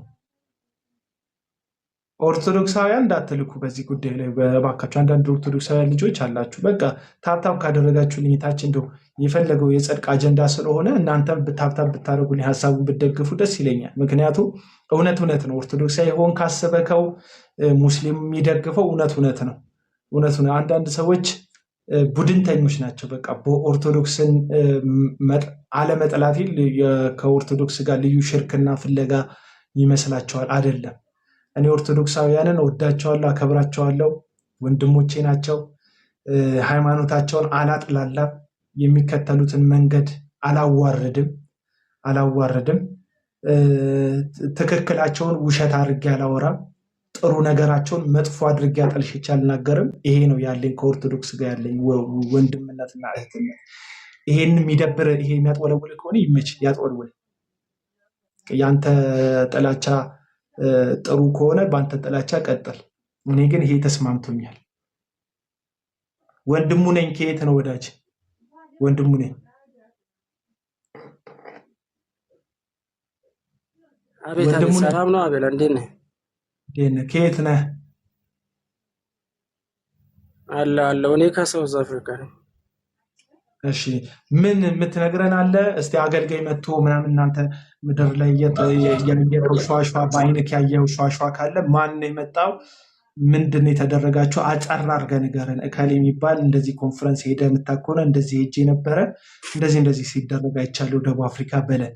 ምክንያቱም ብዙ ሰዎች መንቃት አለባቸው። እኔ ፐርሰናሊ እዩ ጩፋም ሲመጣ ጮኋለሁ። አንዳንድ ሰዎች ዮናታን ምናምን ስል የግል ጸብ አለብህ ምናምን ምን ያህል ብጠለው ነው ምናምን የምትሉ ሰዎች አላቸው። እዩ ጩፋንም እኮ ተመሳሳይ እኮ ነው ማደርገው። በእዩ ጩፋም ላይ ተመሳሳይ እኮ ነው ማደርገው። በታምራት ታረቀኝ ላይ ኬዝ ካገኘው ትክክል የሚያስጠይቅ ነገር ሰሞኑን በሄኖክ ላይ እየሄድኩበት ነበር። ሄኖክ ጄፒኤስ ማለት ነው። ስለዚህ አሁን ሄኖክ ጄፒኤስን ስናገር ፐርሰናል አይደለም። እንደዚህ ቪዲዮ ተከታታይ የምሰራው ሐሰተኛ ስለሆነ ህዝቡን እያሳተ ስለሆነ ነው። አለቀ። ስለዚህ ወንድሙ ምን የምትነግረን ነገር አለ? ወደ ጉዳዩ ቀጥታ ብዙ ሳታስረዝመው ከ1 እስከ 2 ደቂቃ እንደዚህ ከሊ የሚባል መጥቶ ነበር እንደዚህ ያደረገ አለቀ በቃ። እሺ አይ ቀጥታ ስገባ እኔ በአይኔ ያየሁት ያጋጠመኝ ነገር አንድ ጊዜ እንትና መጥቶ ነበረ። ማን ነው ቤቴ ፋጌ ለመቀፍ ቤተክርስቲያን ነበር ባለ ሶፍት ማስተር ሶፍት እንትና መስፍን በሹ መስፍን መጥቶ ነበረ እኛ ቸርች። ያ አንተ የምትናገራቸው ነገሮች ሁሉም እውነት ናቸው። እኔ ብዙዎቹ እያዩ ራሱ እኮ ዝም ብለው ለማሞገት ይገባሉ። ግን እዚህ ሲመጡ ለ3 ቀን ኮንፈረንስ ነው አንድ ቤተክርስቲያን የሚመጡት። ግን 30 ቀን እዚህ ሀገር ቤተክርስቲያን ሆነው የሚያገለግሉትን እንደዚህ ሰፖርት አያደርጉም፣ ምሎትን አይሰጡም። ግን ለ3 ቀን ምን አደረገ? መስፍን በሹ መጣ። ከዛ አገልጋይ ኧረ ማደርገው ነገር ምን አለ ብለህ ነው? እዚህ ማይሸጥ ነገር አለን። አፕል ሽጧል፣ ምንድነው ውሃ ሽጧል። ሌላ ምንድነው? ውሃ ሽጧል፣ አፕል ሽጧል። ካሜራ እንትን እንድቀርጾ አይሰጡም እኮ ካሜራ። ሁላችሁም ካሜራ ይጥፋ ይላል። ማንም ካሜራ ያስጠፋል እኮ ማንም አይቀርጽም። ለምሳሌ ብር ለማሰብሰብ ምናምን ሲዘጋጅ እጃችሁን ወደ ላይ ላላ ሁላችሁም ወደ ላይ አድርጉ እንደዚህ ሊለው ነው ይላል። ከዛ ሁሉም እጁን ወደ ላይ ያደርጋል። በዛ ነው የሚቀጥሉት። ካሜራ ለመቀረጽ ከያዙ አይ ካሜራውን አውርድ ምናምን ነው የሚሉት። የኔው እየቀረጸ ነው ይላል። የእሱን አውቆ ለማጥፋት ምናምን የራሱ አለ። የእኔ ካሜራ እየቀረጸ ስለሆነ እኔ ለቀዋለሁ፣ እናንተ ማለግላችሁ እኔ ለቃለሁ፣ እናንተ ታያላችሁ። ሁላችሁም በመንፈስ ሆኑና እጃችሁን ዘርጉ፣ ስልካችሁን ኪስ ከተቱታል። የምር እኔ ባይና ያየሁት ነው። አሁን አፕሉ ምን ተብሎ ነው የተሸጠው? ሲሸጥ ዝም ብላችሁ ግዙ ነው? የቤት ፍሩት እጥረት አለባችሁ እዚህ አካባቢ የአትክልት ቤት እጥረት አለ ብሎ ነው የሸጠላችሁ? ወይስ ተአምራት የወለዳችሁ መካሮች ትወልዳላችሁ የስራ በር ምንድን ብሎ ነው የሸጠላችሁ? እሱን ንገረን። አዎ መካሮች ትወልዳላችሁ በሚቀጥለው አመት ምናምን ፍሬያማ ምናምን ትወልዳላችሁ ብሎ ነው አፕል የሚሸጠው። ውሃ ደግሞ የእግዚአብሔር መንፈስ ውሃ ላይ ሰፍሮ ነበር ይላል። ስለዚህ በዚህ ውሃ ላይ እግዚአብሔር ይሰራል ምናምን ይሸጣል ማለት። አስቡት ወገኖች፣ አስቡት። የእግዚአብሔር መንፈስ ውሃ ላይ ሰፍሮ ነበር የሚለውን ቃል ጠቅሰው እነሱ በታሸገ ውሃ ላይ መንፈስ ቅዱስ እንዳለ እያደረጉ እንዳለ እያሳሰቡ ሰው ለሰው የሚሸጡ ይሄ ታዲያ መንፈስ ቅዱስ ላይ ሞክ ማድረግ አይደል? እግዚአብሔርን ማስቆጣት አይደል? ወዳጆቼ እሺ ትክክል የሚለው አካውንት አራ ከባድ ጥቅስ ነው የሚጠቅሰው። ሌላ ይቅርና እኔ ነብይ ነኝና መጽሐፍ ቅዱስ ራሱ ነብዩን የተቀበለ እኔን እንደተቀበለ ነው ይላል መጽሐፍ ቅዱስ ብሎ ያንን ጥቅስ እየጠቀሰ እኮ ነው የሚለቅመው ጌታ። እኔ ተካፍያ ያለው ፕሮግራሙ ቸርች ሄጃለሁ። የኔ ቸርች ነው የመጣ አዛኛ እኔ የምሄድበትን ነው ያንን ጥቅስ ሁሉ እየጠቀሰ ነው ብር የሚለቅመው። አውራ ወንድሙ ቀጥል። አንድ ስልክ አውርቼ ይመጣል። እሺ ትክክል። እንዴት ነህ? ሰላም ነው። ሴት ነኝ። እንዴት ነህ? ኦኬ አማን ነው እግዚአብሔር ይመስገን። ወንድ መስሎኝ ነው። ሶሪ። አይ ሴት ነኝ። የት ነው ያለኸው? እኔ ወደ ከዙሉ ናታል አካባቢ ነው። እኔም እዛ ነኝ። እኔም ወደዛ ነው። አይ ያ ወደ ኑካስት እና አንተ አልተሰራህም? ኧረ እኔ እንኳን የዛን ቀን እዚህ ሀገር መጥቼ ማባ ሳልሰራ ወጥቼ አላውቅም። የዛን ቀን ማባ ራሱ ሳልሰራ ነው የወጣሁት። እዚህማ እየመጡ እኮ ቢዝነሳቸውን ሸቅለው ነው የሚሄዱት። ኧረ በጣም የሚገርም ነው እንዴ የሚሰሩት ታክቲክ ግን ውሸት ይመስል አውቆ እያወቁ ራሱ እኮ ዝም ብሎ በደረቅ የሚከራከሩት አሉ። ግን የዚህ ሀገር ከዚህ ሀገርም ግን እውነት ነው ብዙ ነገር በአይኔ ባላይ እኮ አላምንም ነበር። አይቼ ያመንኩት ነገር ብዙ አለ። እሱ ብቻ ነው እሱን ስላየው እንትን ነው። ግን ማይመጡት የለም እኛ ከተማ ይመጣሉ ብዙዎቹ እና ብዙ ነገር አው ደግሞ ከኢትዮጵያ ደግሞ እዚህ ነው የሚመጡት። አዎ ይመጣሉ። ሌላ ደግሞ ምንድነው 9 ሰው 10 ሺህ ብር ይዛችሁ ትንቢት ተነብያቸዋለሁ። 9 ሰው እያየው ነው እግዚአብሔር ያሳየኛል ይላል። 9ው ሲወጣ ከ9ው ነው የሚቀበለው። ከ9 9 ሰው ይታየኛል ብሎ ከዛ 90 ሰው ሲወጣ ከ90 ነው ጋዜጣሪ 9 ሰው ነው የሚያሳይ አይደል? በትክክል 9 ሰው ነው እያየው ያለው። 9 ሰው 10 ሺህ ይዛችሁ ነውና ለተነብያችሁ ለጸልያለሁ ይችላል። 90 ይወጣል፣ ከ90ው ይቀበላል። ምንድነው? አይ ከባድ ነው። የሚገርም ነው። እሺ ትክክል። አንቺስ ከየት ነሽ? የሴት ድምጽ ላይ ሰማሁ። እኔም እንዴት ነህ? ሰላም ነው። እኔም ከሳውዝ አፍሪካ ነው። እሺ አንቺስ ምንድነው ያየሽ የሰማሽው? ደቡብ ሳውዝ አፍሪካ እኛ ቸርች ሄኖክ እና ኤፍሬም መተው ነበረ። ዘማሪ ሄኖክ ጄፒኤስ እና ኤፍሬም ለልደቱ አይፎን የተቀበለበት ፕሮግራም እና ነው። እና ሰርጉ እየደረሰ አካባቢ ነው የመጣው። ሰርጉ ገና እየደረሰ ነበር እና ወደ 8 ሚሊዮን ብር ነው ምናምን ቸርች ገዝተው ነበረ መሰለኝ ሄኖክ እና በቃ ህዝቡን ጥብን ያደረጉት እንደዚህ ያክላ ቃል እያስገባ በቃ ቃል እያስገባ ለቸርቹን የሆነ ግማሹን ከፍሎ ግማሽ የቀረበት ነበረ። እሱን ሊሰራ ነው የመጣው ሲመጣም ራሱ እና በቃ ያንን ብሩን እየሰበሰበ ነበር። ለ3 ቀን ነው የመጣው። ከዛ እሁድ ቀን የመጨረሻው ቀን ነበረ እና ሄኖክ ምን አለ ወደ መጨረሻው ጸሎት እያደረገ ምናምን ሰውን ቃል አስገብቷል። በቃ እንደዚህ የሚያመጡትን ማለት ነው። ከዛ ለኤፍሬም ምንድን ነው የሚያስፈልገው? እንግዲህ ኤፊም ሰርግ ደርሶበታል። ሰርግ ደጋሽ ነው እና ምንድን ነው የሚፈልገው? ምንድን ነው የሚያስፈልገው ብሎ ሲጠይቅ ህዝቡ ጸሎት አሉ። ከዛ ጸሎቱንማ እኔ ጸልይለታለሁ ብር ነው የሚያስፈልገው አለ። ከዛ ብር ነው የሚያስፈልገው። ከዛ ሁሉም አጉረመረሙ። ምክንያቱም 3ቱንም ቀን ሰውም እያወጣ ነበረ። ደግሞ እዚህ ሀገር ላይ ያሉ የደቡብ ልጆች በተለይ እግዚአብሔርን እነሱን ነው የሚጫወቱባቸው። በቃ ጽድት ነው የሚያደርጓቸው። አትሊስት የከተማው ልጅ ምንም እንትን አይልም። የደቡቦቹ ልጆች ግን በቃ እና ይሄ ደግሞ ትወርሳለህ እንዲህ ታገኛለህ ሲባል በቃ እነሱም አሜን እያሉ ይዘራሉ። እነዛም እየመጡ ትወርሳለህ ይላሉ። ወርሰዋቸው ነው የሚሄዱት። እና እንደዛ እነዚህ ብሎ አጥቦ ሄዱ። በቃል አሜን ይላሉ፣ እነሱ ደግሞ ሊተራል የሚዳሰስ ገንዘብ ሰርቶ ይመጣሉ። በነገራችን ላይ ሰርተው አንድ ይሄዳሉ። ዙር አገልግሎት ሲመጡ እስከ 28 ሚሊዮን ብር ነው ሰርተው የሚመጡት። አንድ ነቢይ እዛ ሄዶ ሲያገለግል 28 ሚሊዮን ምናምን ብር ነው የሚሰበስበው። እና ፉክክሩ ምን መሰላችሁ? ዮናታን ሲሄድና ማን ነው የምሬን ነው እግዚአብሔር ምስክር ነው የምላችሁ እንትና 22,000 ብር ነው 22 ሚሊዮን ብር ነው ሰርቶ የመጣው። አሁን ያለችው ሄኖክ ጄፒኤስ 22 ሚሊዮን ብር ነው ደቡብ አፍሪካ በነበረው አገልግሎቱ ሰርቶ የመጣው 22 ሚሊዮን ብር። ዮናታን አክሊሉ በ6 ሚሊዮን ብር ይበልጠዋል። 28 ሚሊዮን ብር ነው ሰርቶ የመጣው። እና ይሄንን የምነግራችሁ በሚሊዮን ነው የሚዘረፉት እነዚህ ሰዎች። እንግዲህ እንደምታውቁት ነው ደቡብ አፍሪካ ለመኖር ከባድ ከሆኑ ሀገሮች መካከል ናት። በተለይ ጥቁሮቹ ምለው እኛ ነጭ ነን እያልኩ አይደለም። በተለይ ደቡብ አፍሪካውያን ዜጎች በዘረፋ የምትታወቅ ሀገር ናት።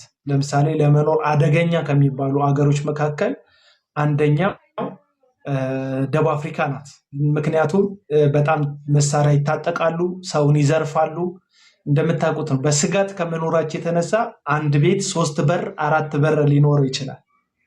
4 በር ምናምን ሊኖረው ይችላል። ምክንያቱም ሌቦች ሌሊት ይገባሉ፣ የሰራክበትን ዘርፈው ይሄዳሉ። ኢትዮጵያውያን በሰቀቀን ነው የሚኖሩት እንደምታውቁት ሰዎቹም ማለት ነው ዘራፊዎችን ማለት ነው። እና እንደ ኮሚኒቲ ደቡብ አፍሪካውያን እንደምታውቁት ሌባ ሲገደል አንዳንድ ቦታ ሌባ ሲይዙ መልሰው ሌቦቹ እንዳይመጡ ጎማ ሁሉ አድርገው ያቃጥላሉ። ማንም ይጠይቃቸው ሰው የለም። ምክንያቱም ሌቦች በጣም አደገኞች ነፍሰ በላዎች ስለሆኑ ማለት ነው።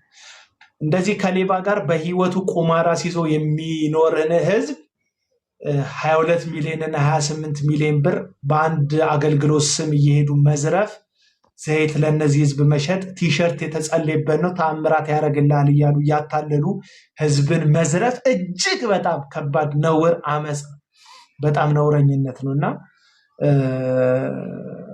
በጣም ስንት ዓመት በምድር ላይ ልትኖሩ ነው? በጣም አደገኛ ጥያቄ ነው። ገንዘብ የሚጠግቡ አይደሉም እነዚህ ሰዎች።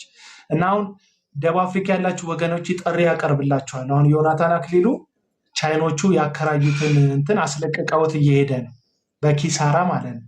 የከፈለበትን አዳራሽ ለቆ እየሄደ ነው። ህዝቡም እየተንገላታ ነው መሄጃ አጥቶ ማለት ነው። በዚህ ሰዓት አሁን አክቲቭሊ እየደወሉ እየነገሩ ያሉት ደቡብ አፍሪካ ያሉ የመረጃ ምንጮቼ ማለት ነው።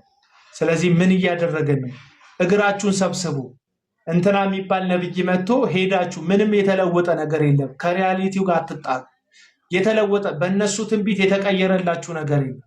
በእነሱ ቃል ስላወጡላችሁ እነሱ ከእናንተ ኪስ ባወጡት ገንዘብ ኑሯቸውን አሻሽለዋል፣ የሚነዱትን መኪና ቀይረዋል እንጂ እናንተ አልተቀየረ። ከሰቀቀን አልወጣችሁ፣ ወደ ኢትዮጵያ እንኳን አልገባችሁም። ኢትዮጵያ ውስጥ የተደላደለ ህይወት አልጀም። በቃ ስደት፣ በቃኝ ጭንቀት፣ በቃኝ ከነዚህ ዘራፊዎች ጋር መኖር ብላችሁ ሀገሬ ቤት ሰርቼ ህንፃ ገንብቼ ንግድ አቋቁሚ ይሰራሉ ብላችሁ እንኳን አልተለወጣችሁ። እንደተነገረባችሁ ትንቢት ቢሆን ኖሮ አገራችሁ ውስጥ ካምፓኒ ይኖራችሁ ነበር። ሚሊዮነር ትሆኑ፣ መልቲ ሚሊዮነር መሆን ትችሉ ነበር። ግን የውሸት ትንቢት ከዘመናት እየተነገራችሁ የመጣ ሁሉ እጁን እየጫነባችሁ የውሸት መልእክት እየነገራችሁ ህይወታችሁ ፈቅ ላይል ነገር በእነዚህ ሌቦች አመፀኞች አትዘረፉ። ይበቃል፣ ይበቃል፣ ይበቃል፣ ይበቃል ወገኖች፣ ይበቃል በሉ፣ ይበቃል። ደቡብ አፍሪካ ያላችሁ ወገኖች ይህንን ሰንደቅ ዓላማ አውለብልቡ። በእግዚአብሔር ስም መዘረፍ ይበቃል። በነቢያት ስም መዘረፍ ይበቃል። በነ ሳሙኤል አስተባባሪነት መዘረፍ ይበቃል። በነጋዴ ፓስተሮች ድርድር መዘረፍ መዘንጠል ይበቃል ብላችሁ ውጡ። በቃ ይበቃል፣ ይበቃል። ለምን ኖርማል ቸርች አትሄዱም? ለምን የሚያገለግሏችሁ የሚደክሙ አገልጋዮችን አትባርኩም? እዛ ያሉትን ሰዎች መስጠት መቆረስ ከሆነ የምትፈልጉት 2-3 ዓመት የሚያገለግሏችሁ እዛ ያሉ አገልጋዮቻችሁ የሚጸልዩላችሁ የሚደክሟችሁ እንካ የሻይ ብላችሁ ለነሱ ስጡ። እነዚህ ከኢትዮጵያ የሚመጡት ለእናንተ አስበው ወንጌል ላድርሳቸው ብለው አይደለም። የት ሀገር ነው የሚያስበላው? የት ሀገር ነው በአጭር መግባት የሚቻለው ብለው ነው የሚሄዱት። በጣም ቀላሉ ጉዳይ ደቡብ አፍሪካ መግባት ነው። በቃ ቀላሉ ጉዳይ ደቡብ አፍሪካ መግባት ነው። ቶምን ፕሮፋይል ያደረገ ደቡብ አፍሪካኖች፣ በነገራችን ላይ ደቡብ አፍሪካ ያሉ ሰዎች በጣም የሚፈሩት አገልጋይን እንትን ማለት በተለይ እንደነ ፓስተር ሳሚ ያሉ አገልጋዮችን መግለጥ ገብተው በቪዲዮ ምናምን መቼም አይወጡላችሁ። ለምን እንደሆነ ታውቃላችሁ? ሊያስገድሏቸው ይችላሉ። እግዚአብሔር ምስክር፣ እያጋነንኩ አይደለም። እንደ አገልጋይ እዛ ሀገር ፓስተር ሆኖ 8 ዓመት 10 ዓመት እንደሚኖሩ ሰዎች የሚፈራ ሰው የለም። ጌንግስተር በሏቸው። ገባ? ለአንድ ጥቁር የሆነ ገንዘብ ከተሰጠ ይደፋል። መጥቶ አለቀ። በጣም ነው የሚፈሩት ደቡብ አፍሪካ ያሉ ወንድሞችና እህቶች። እኔ ጋር ደውለው በጣም ብዙ ኢንፎርሜሽን ይነግሩኛል። ተደብቀው ብዙ ሰዎች ጌታን ነው የምላችሁ። ህይወቴን አስይዤ ቁማር አስይዤ ነው አቤል የምነግርህ። አንተ እውነትን ስለምትናገር ቁማር ህይወቴን አስይዤ ነው መልእክት የምነግርህ ነው የሚሉኝ ደውለው። በጣም ነው የሚፈሯቸው አገልጋዮቹ። ሰላም ቹኒ እና በጣም ነው የሚፈሯቸው አገልጋዮቹን ማለት። ቶም የት እንደሆንክ ንገረን፣ አንተም ያለን ገጠመኝ ንገረን።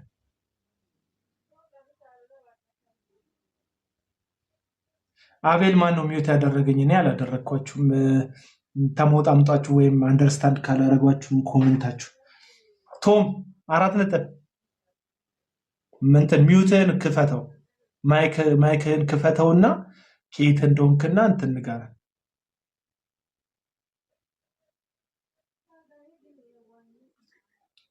ቶም አረ አትግደሉ፣ ጊዜን አትግደሉ። እራት አልበለውም ምናምን ገብቼ የምናገረው ምንም ኢንተረስት ኖሮኝ አይደለም። ምንም ከዚህ ይሄን በመናገሬ ማተርፈው ብርም የለም ምንም የለም። አንዳንድ ሰዎች እንደሚሰማችሁ ማተርፈው ስድብ ነው፣ ጥላቻን ማተርፈው አይኑ አንዳንድ ሰዎችን ቢተርፉልኝ ብዬ ነው። እወዳችኋለሁ። እዛ ያላችሁ ሰዎች የምወዳችሁ ስለማውቃችሁ ምናምን አይደለም። እንደ አንድ ኢትዮጵያ ህሊና እንዳለ ወንድም እንድትተርፉልኝ ብቻ ነው የምናገረው። ምንም እዚህ እየሸቀልኩ የሚመስላችሁ ሰዎች ምንም ማገኘው ነገር የለም። ጌታ እግዚአብሔር በሚያውቅ እዚህ የሚሸልመኝ ሰው የለም፣ ጎሽ የሚለኝ ሰው የለም። አንተ የአገልጋይ ጠላት የእንትን ጠላት ብቻ ከመባል ውጭ ማተርፈው ነገር የለም። ይህን በመስራት ነገ ዩቲዩብ ላይ የሚጭኑ ሰዎች እኔን የሚመስላቸው ዩቲዩብ ላይ የጫንኩት እኔ ቲክቶክ ብቻ ነው የምገባው። ላይቭ ዩቲዩብ ላይ የሚያስተላልፉ ገብቼ እንኳን ሳይ አፕሪሺየት የሚያደርገኝ ሰው የለም። ሁሌ ስድብ ነው የምጠግበው። ይሄን ልጅ ማላይበት ምናምን የሚሉኝ ሰዎች እና እንትን የሆነ ነገር ጥቅም ፈልጌ ምናምን የምገባ መስላችሁ ሰዎች እንትን አይደለም። ሀብታሙ የሚባል ሰው ታሰረ። ሀብታሙ እኔንም ይለጥፈኛል፣ ሌሎቹ ሐሰተኞችንም ለጥፎ የሚናገር አንድ ሰው አለ። ታውቁታላችሁ፣ ሀብትሽ ቦረና የሚባል እና አንዱ ወጣና ሀብትሽ ቦረና በቁጥጥር ስር ውሏል ምናምን የሚል እንትን ጻፈ እና ሙሉ ኮመንቱ ቀጥሎ አቡነ ይታሰርልን ነው የሚለው። እንድታሰር ነው ሰዎች ይፈልጉት። እንዲህ ክብሬን ምናምን የሆነ ነገር ሲያልፍልኝ ምናምን ማየት ማንም ሰው አይፈልግም። እዚህ ይሄ ጥላቻ ብዙ ጥላቻ እንደተረፍኩበት አውቃለሁ። ይህን አገልግሎት እና ጊዜን አትግደሉ፣ ገብታችሁ አትግደሉ። እኔ መጠላት ምናምን ያታረፍኩበት አይኖ የምትወዱኝ ሰዎች አብራችሁ ልቤን የምትረዱ የምታውቁት እውነት የምታውቁት ሰዎች አላችሁ። 4 ነጥብ ማትናገር ከሆነ በቃ ላስወርድ ነው። ደቡብ አፍሪካዎች ካላችሁ ግን አቤል እንደዚህ መሰደብህን ምናምን አትጥላው። ምክንያቱም አንተ በምትገልጠው ነገር ኤክስፕሌን ማደርገው ይልሽ ምን መሰልሽ፣ አንዳንድ ሰዎች ፌስቡክ ላይ ቪዲዮ ለጥፌለት እኔ ፌስቡኬ እንትን ሞኔታይዝ አይደለም ዝም ብዬ ነው የለጠፍኩት። ፌስቡክ ላይ ለጥፌ አንተም ቢሆን ሐሰተኞችን በማጋለጥ ሰበብ ገንዘብ ለመስራት ነው በቃ እንትን የሚሞጣሙጡ ህሊናቸው ቢያንስ ነፃ እንዲሆኑ። እሺ እና መናገር ትችላላችሁ። አሁን የገባሽው ሜሪ ሀሳብ ካለሽ ደቡብ አፍሪካ ከሆናችሁ ብቻ ግቡ ብያለሁ፣ እንዳትቀየሙ። እኔ ካስወጧችሁ ምናምን አንዳንድ ሰዎች ደርሳችሁ ትመጡና የተባላችሁትን አሰሙን፣ ከዛ ትዕቢተኛ ነው ምናምን ትላላችሁ እና ትዕቢተኛ ነኝ። አሁን በዚህ ሰዓት ትዕቢተኛ ልሆን እችላለሁ። ደቡብ አፍሪካ ከሌላችሁ ሰዎች በስተቀር እንዳትልኩልኝ። እና ዮናታን አክሊሉ አፕል ለመሸጥ ተፍተፍ እያለ ነው የምላችሁ። አፕል ጆበርግ ነው አይደለም፣ በአመር ነው ያለኝ። በአመር የሚባል ከተማ አላውቀውም። በአመር ነው ያለኝ። በአመር ሪቫይቫል የሚባል ቆይ ጆበርግ አይደለም ያለ ያው ይንቀሳቀሳል እዛም እዚህ የሚሄዱ አይቀርም። ለነገሩ ሁሉም ጋር ነው የሚሄዱት። ሁሉም ጋር ደርሰው ነው እንትን የሚሉት። በርማ የምትባል ከተማ በርማ የምትባል ከተማ እንዳልክ የምትባል ወንድም ገብታ የሽንት ቤት መቀመጫ ከስራ ጋር ይገናኝ ተመቻቹብኝ ያልክ እንደሆነ አላውቅም። እስቲ ቪዲዮ ንገር። ጆበርግ ውስጥ እንዳልክ ማይካችሁን ክፈቱ። እንዳልክ ማይክን ክፈት ካወራህ ማለት ነው። ላይክ እያደረክ ነው። አንዴ አቤላኔ ለማድነቅ ትክክል ከእንዳልክ ጋር እንደሆነ ምናምን ጠይቂልኝ።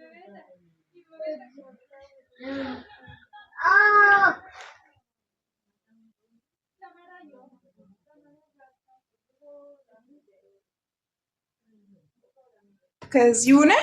ከሳውዝ አፍሪካ ነህ? ማራ አይደለም፣ እኔ አዲስ አበባ ነኝ። አቤል የሳውዝ አፍሪካ የሚኖሩ ሰዎች ብቻ ናቸው ይግቡ ያለ። ሶሪ ልውረድ። ወንድሙ አውራ ወይስ እስኪመለስ ጸጥ አይበል ቤቱ? ወንድሙ አቤት እሱንም ኔትወርክ እንትን ሪፖርት አለ መሰለኝ እየያዘ ነው። ለቅ ኧረ እባክህ ታፕ አድርጉ። ደብዝዝ ያለ ታፕና ኮፒ ሊንክ አድርጉለት። ስልክ ገብቶበት ነው መሰለኝ። እንደዛ ተደውሎለት ነው።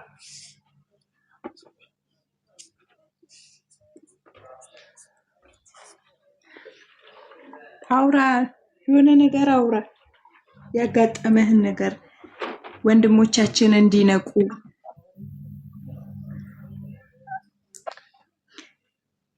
አዲስ አበባ ነኝ ብሎ ወረደ። ከአዲስ አበባ ነው የላከው። እሺ ደቡብ አፍሪካ ኤምባሲ አካባቢ ይሆን ያለው እዛ ይሆናል።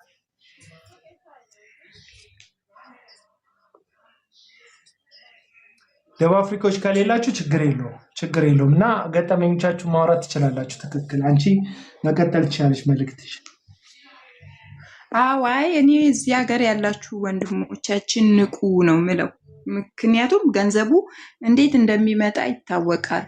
በጣም በቃ ተሳቀህ እንደተናገርከው ነው። ተሳቀህ ነው የምትኖረው። አይንህ እያየ ነው ሰው ሊገደል የሚችለው ምናምን። በጣም የሚያስፈራ ሀገር ነው ሀገሩ።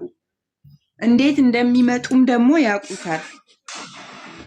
ስለዚህ ብንነቃ ጥሩ ነው እላለሁ።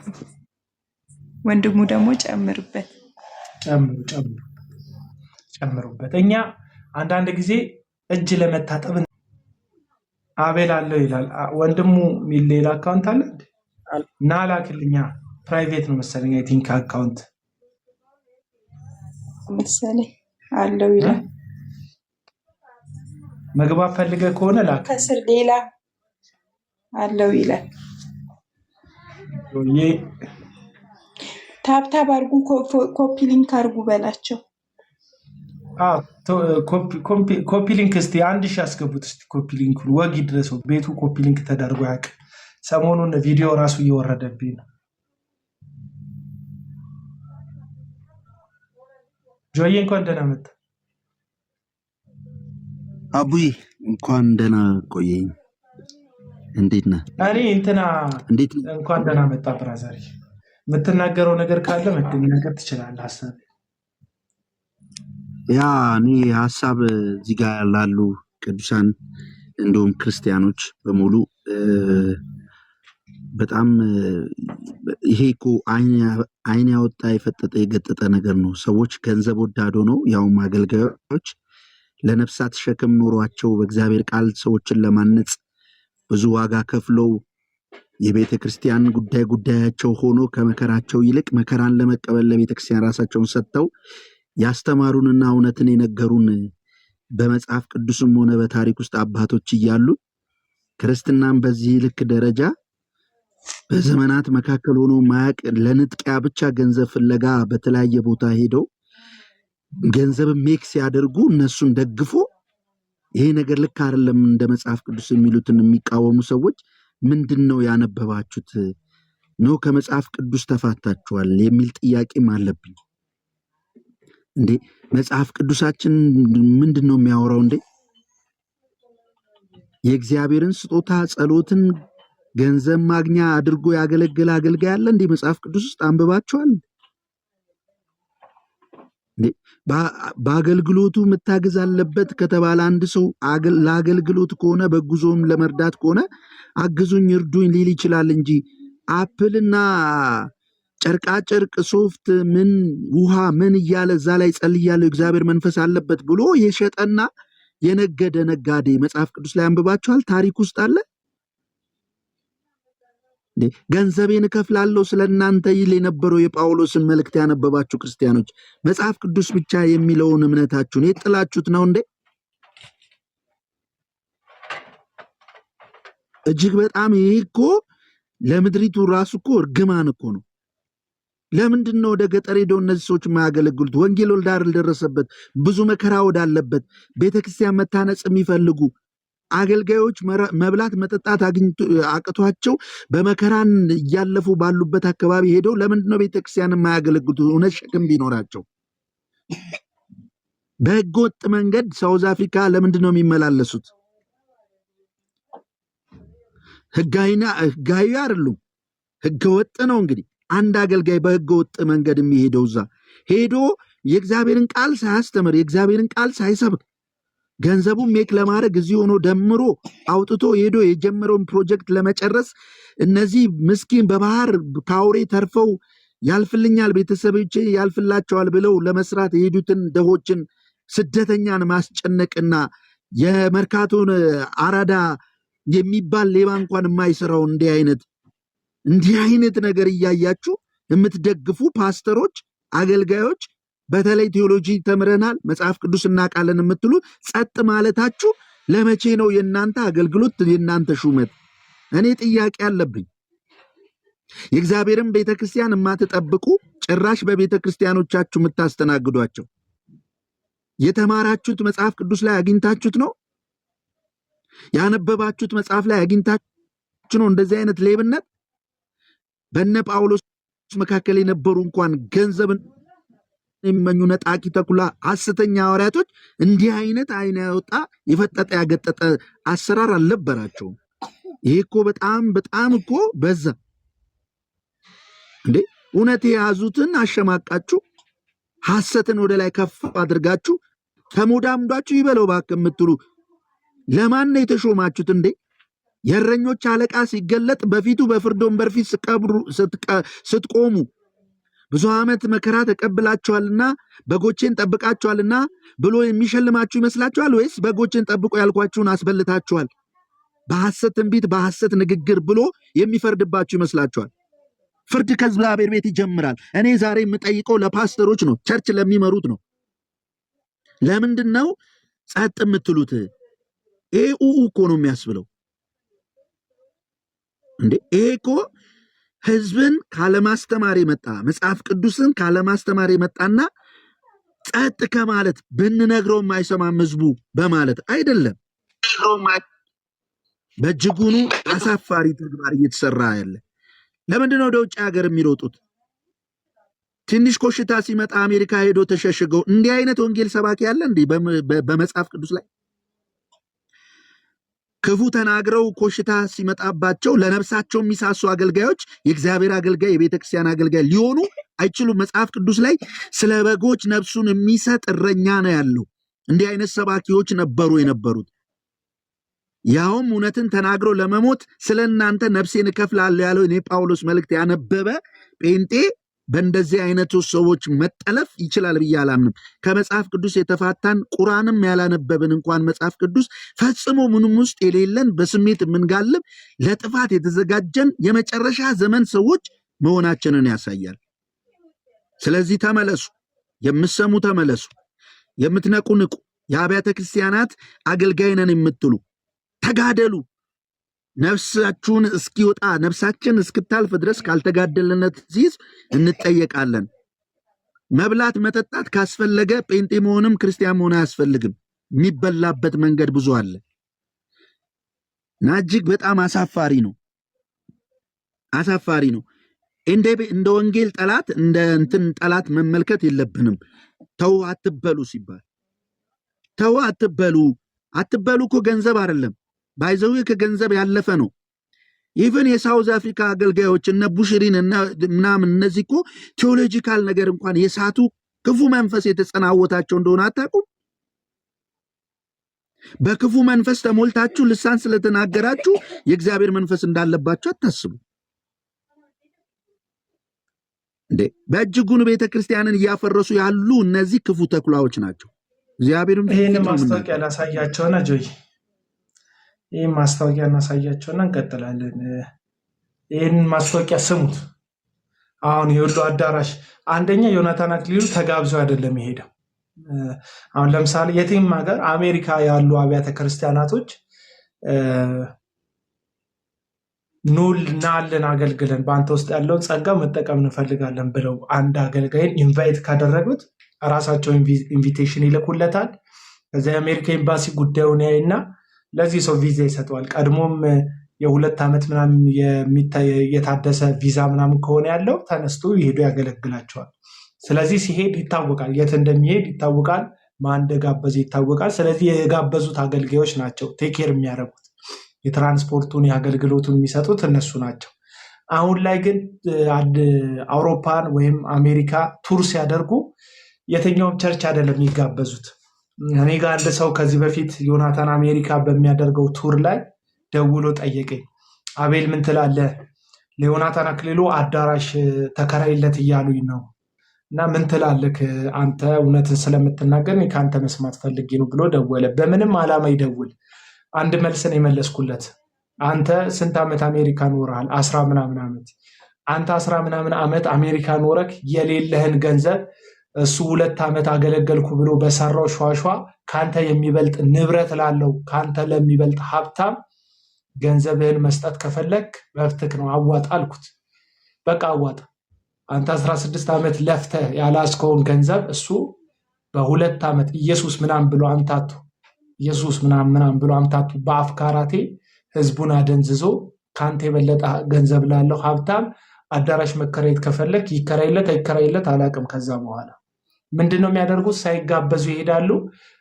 የሚሄዱበት ስቴት ላይ ጥሩ ገንዘብ አለው ተብሎ የሚታሰብን ሰው እየሄደው አዳራሽ እንዲከራይላቸው ያደርጋሉ። በነፃ ነው አዳራሹን፣ ስፒከሩ እንዲከራይላቸው ያደርጋሉ። ህዝቡ ይሰበሰባል። በሚዲያ ጫጫታ ይጠራል። ህዝቡ በፌስቡክ ይጠራል፣ በኢንስታግራም ይጠራል፣ በቲክቶክ ይጠራል፣ በቴሌቪዥን ቻናል ይጠራል፣ ህዝቡ በዩቲዩብ ይጠራል። የመጣው ህዝብ ከመጣ በኋላ ከስብከቱ በላይ ገንዘብ ጥየቃው ነው፣ ንዝነዛው ነው። ከገባ በኋላ እኔ እኮ ገንዘብ መጠየቅ ብዙ አይሆንልኝም፣ እኔ ስሰብክ ነው የሚያምርብኝ፣ ግን አገልግሎት እንደዚህ ሆኖብኝ እንደዛ ሆኜ እንደዚህ ሆኜ ተብሎ ብዝበዛ። አሜሪካ ስላለ ሰው ገንዘብ አይቸግረውም ማለት አይደለም። ጎዳና የወደቁ ኢትዮጵያውያን አሉ፣ በራሳቸው ችግርም ቢሆን። ሰው አሜሪካ ወይ አውሮፓ ስለሆነ ሁሉ ነገር ተመችቶታል ማለት አይደለም። ይሄ አልተመቻቸው ምናምን ስል ደግሞ አጉል ተቆርቋሪ ኢትዮጵያ ውስጥ ሆኜ አጉል መቆርቆር እየተቆረቆርኩ እንዳይመስል፣ ሪያሊቲው ነው እያወራን ያሉት። በጣም ብዙ ኢትዮጵያዊ አሜሪካ ውስጥ የሚኖረው ገባ ተቸገሩ ነው፣ 2-3 ስራ ሰርቶ ነው። አብዛኞቹ ኢትዮጵያውያን ፕሮፌሽናል አይደሉ፣ ሄደው ተምረው እዛ ሀገር ላይ የሚመጥን የእውቀት ደረጃ ይዘው ኳሊፋይድ አድርገው ትልልቅ ስራ የሚሰሩ አይደሉም። ሌበሮች ናቸው አብዛኞቹ። ወይ ሱፐርማርኬት ይሰራሉ፣ ወይ ጋዝ ስቴሽን ይሰራሉ፣ ወይም ሰምቲንግ የሆነ ተቋም ውስጥ ድርጅት ውስጥ ገብተው ይሰራሉ። ገባ? እዛ ሀገር ውስጥ ካሉ በጣም ጥቂት ገንዘብ ከሚያገኙ ሰዎች ተርታ የሚሰለፉ ናቸው። ከኛ የተሻለ ህይወት ነው ያላቸው። ምክንያቱም የተረጋጋ ኢኮኖሚ ያለበት ሀገር ላይ ስለሆኑ ያሉት ስቴብል ነው ህይወታቸው። በዛ ላይ ደግሞ ሀገር ውስጥ ያለ ወይ ወንድም አላቸው፣ ወይ እህት አላቸው፣ ወይ ያስተምራሉ፣ ወይ እናት አባት አላቸው ሰፖርት የሚያደርጉ ወደ ሀገር ቤት የሚልኩ ናቸው። አውሮፓም አሜሪካም ያለ ኢትዮጵያ የሆነ እንግዲህ ካላክ ቤተሰብ አሪዎስ ነው የሚያደርግ፣ የታወቀ። ወንዶቹ ይሻላሉ፣ እንደ ወንድ ሲሪየስ ይሆናል መሰለኝ፣ ሴቶቹ በተለይ ይልካሉ። ከዛ ተርፎ አሁን እኛ ቲክቶክ ላይ አገለገላችሁ ብሎ ከላከለ በቃ እግዚአብሔር ይባርክ። ይሄ ሰውዬ በጣም ትልቅ ልብ ነው ያለው ማለት ነው።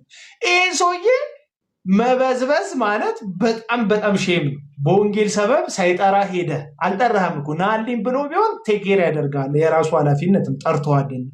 ሳይጠራ ሄደ ናልኝ ሳይል ሄደ ካንተ መስማት ፈልጋለሁ ሳይል ሄደ ዝናን ተጠቅመ ምንን ተጠቅመ ዩቲዩብና ቲክቶክን ተጠቅመ ማስታወቂያ አጫጩኸ ደግሞ በነፃ የሆነ ሰውዬ አዳራሽ እንዲከራይልህ በጉልበት አድርጋ ከዛ ኪሱን ማለብ ደግሞ ኪሱን የምታልበው ከፍሎክ መጥቶ በተማረ ሰውዬ ልጅ ወላጅ የትራንስፖርትና የምግብ ከፍሎክ በነፃ መጥቶ አይደለም መልካም ወጣት ሰው የሚማረው ይከፍላል።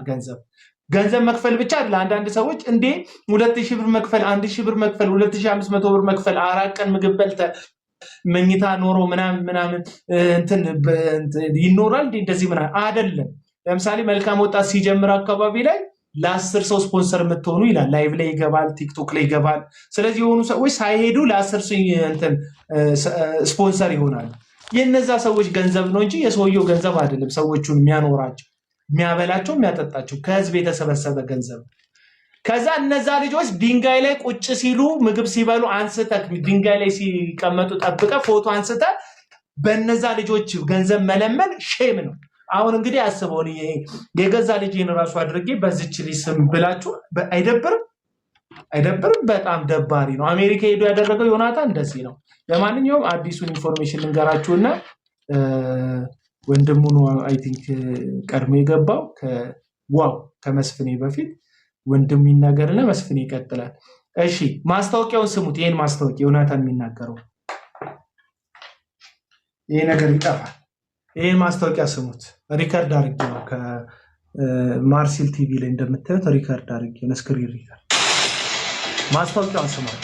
አዳራሽ ተከራይቷል። ጸዴ አዳራሽ በጣም ትልልቅ ስፒከር አለ። የቻይኖች አዳራሽ ነው፣ ቸርች አይደለም። ያው ወንበር ምናምን ሪቫይቫል ሊጀምር የተወሰኑ ሰዓታት ብቻ ቀርተው እንደምትመለከቱት ሳውንድ ሲስተሙን እንደዚሁም ደግሞ ወንበሮችን ማዘጋጀት ያለብን ነገሮች ሁሉ አዘጋጅተን ጨርሰናል። ዛሬ ሪቫይቫል በሚል ሀሳብ እንማራለን፣ ደግሞ እንጸልያለን፣ እናመልካለን። ለብዙ ወጣት አገልጋዮች፣ ባለራዕዮች፣ ቅዱሳን የመበርታት የመታደስ አቅም የመጨመር ቀን እንደሚሆን ሙሉ እምነት አለን። ተጋብዛችኋል፣ እንዳትቀሩ። ሎኬሽኑን ማርሲል አድራሻውን አስቀምጠንላችኋል። እንወዳችኋለን። ወይ እንቀጥላለን ወይ እንቀጣጠላለን። ሰዓታት ብቻ ነው የቀረው። 12 ሰዓት ሲል በኢትዮጵያ ሰዓት አቆጣጠር ፕሮግራማችን ምንጀምር ይሆናል። ወዳችኋለሁ። መልካም ጊዜ ይሁንላችሁ።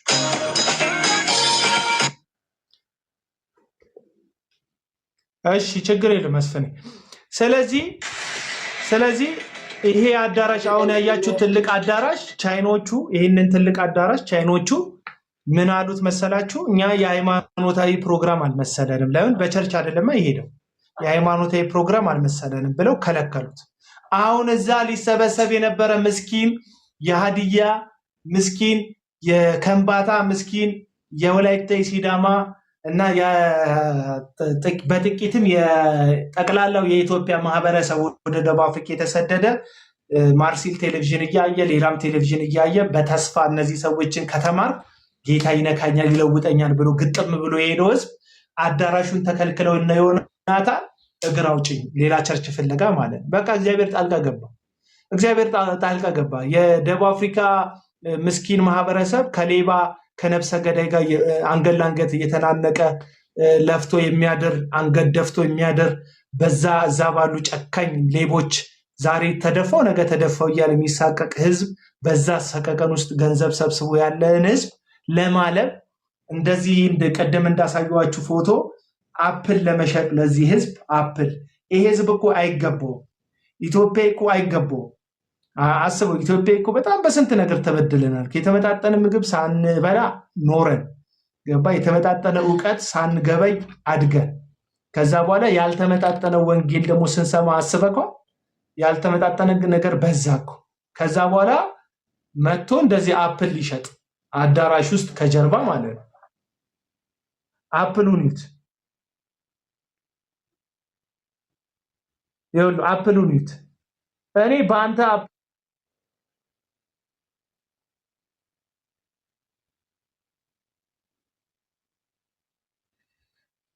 አፕል አልጣፍጥ በአንተ አፕል ምን የሚጣፍጥ ነገር አንተ ራሱ መሮሃል መኖር ገንዘብ ይዘህ ሀብት ይዘህ ውስጥህን ሰላም አጥቷል።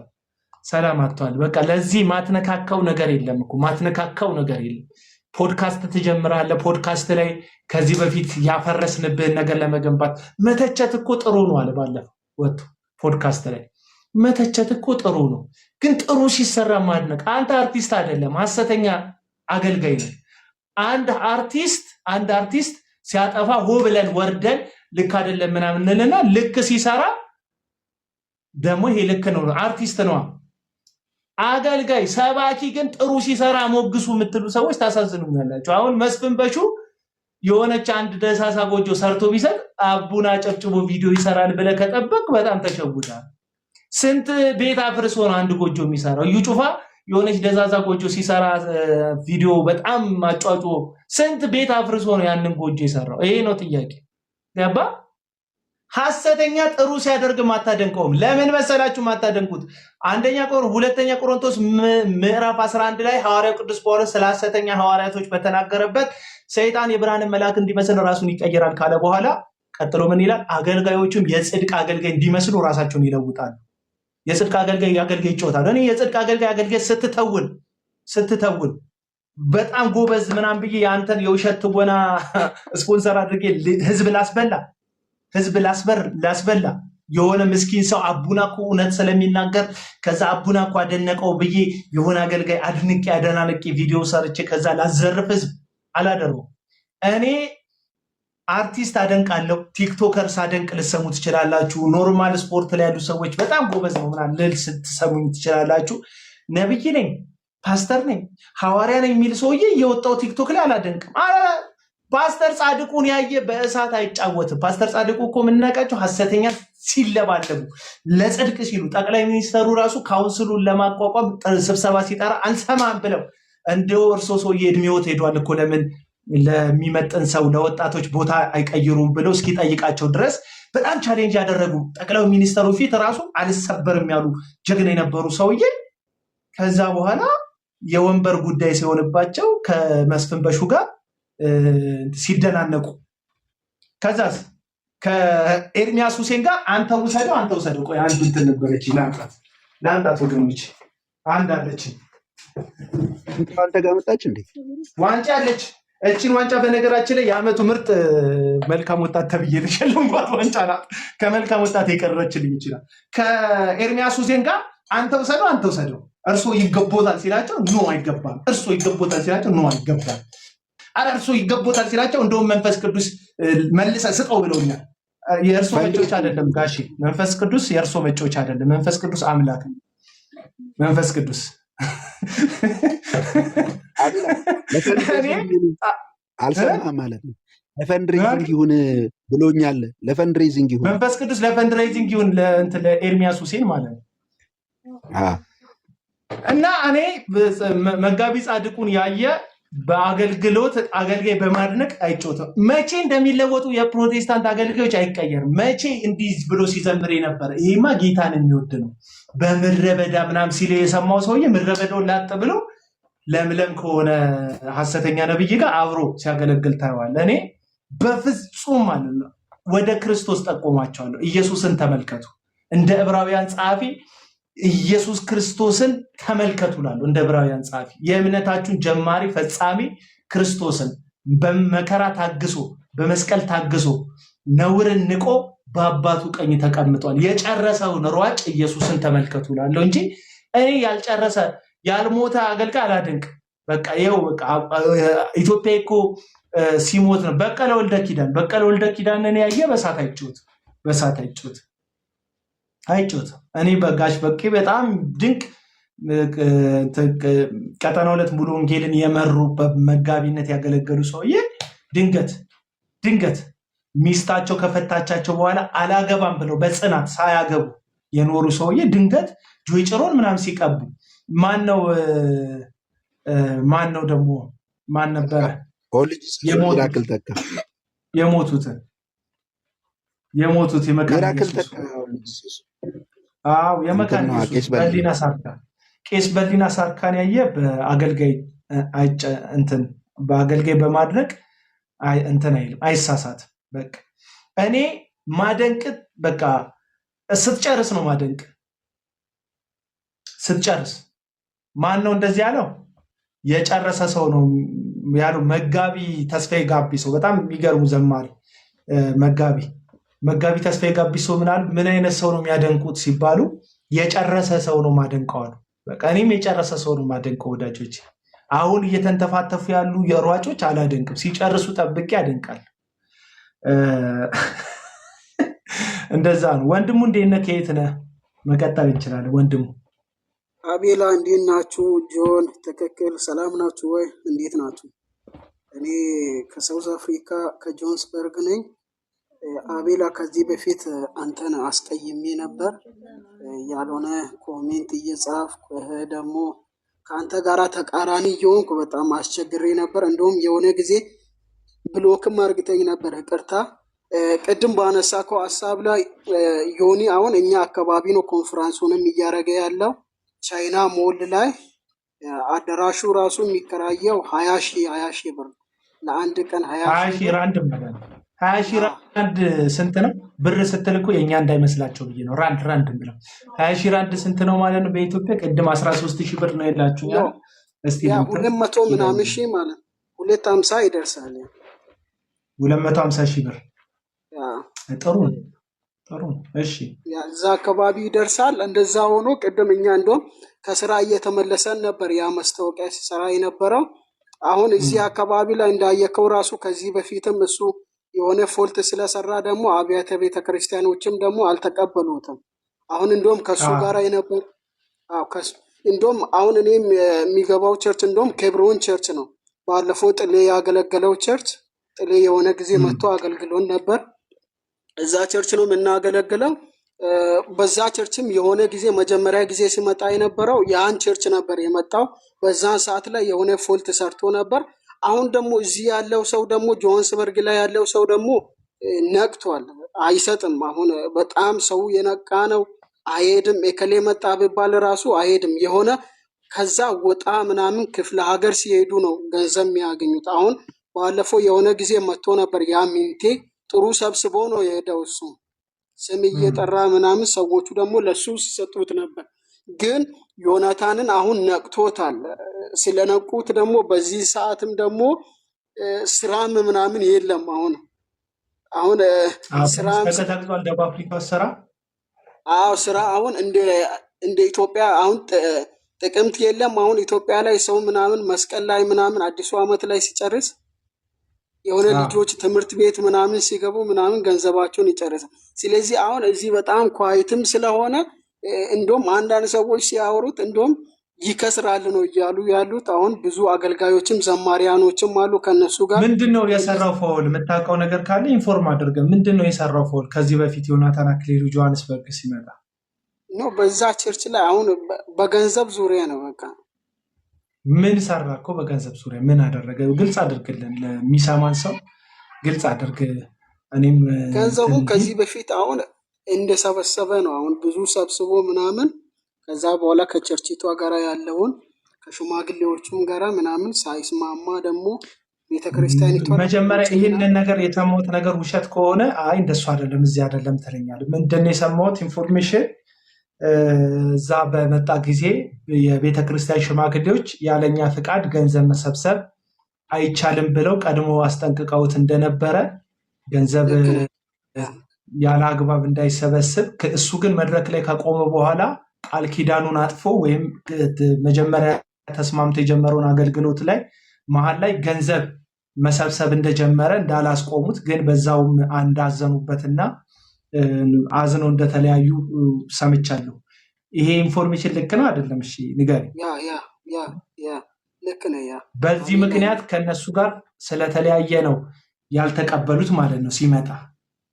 አዎ መጀመሪያ ጊዜ በቃ አንተ ያወራከውን ትክክለኛ ኢንፎርሜሽን ነው አንተ ጋር ያለው ሀሳብ ማለት በዛ ሀሳብ ነበር። ያንን ገንዘብ ደግሞ ራሱ ወሰደ።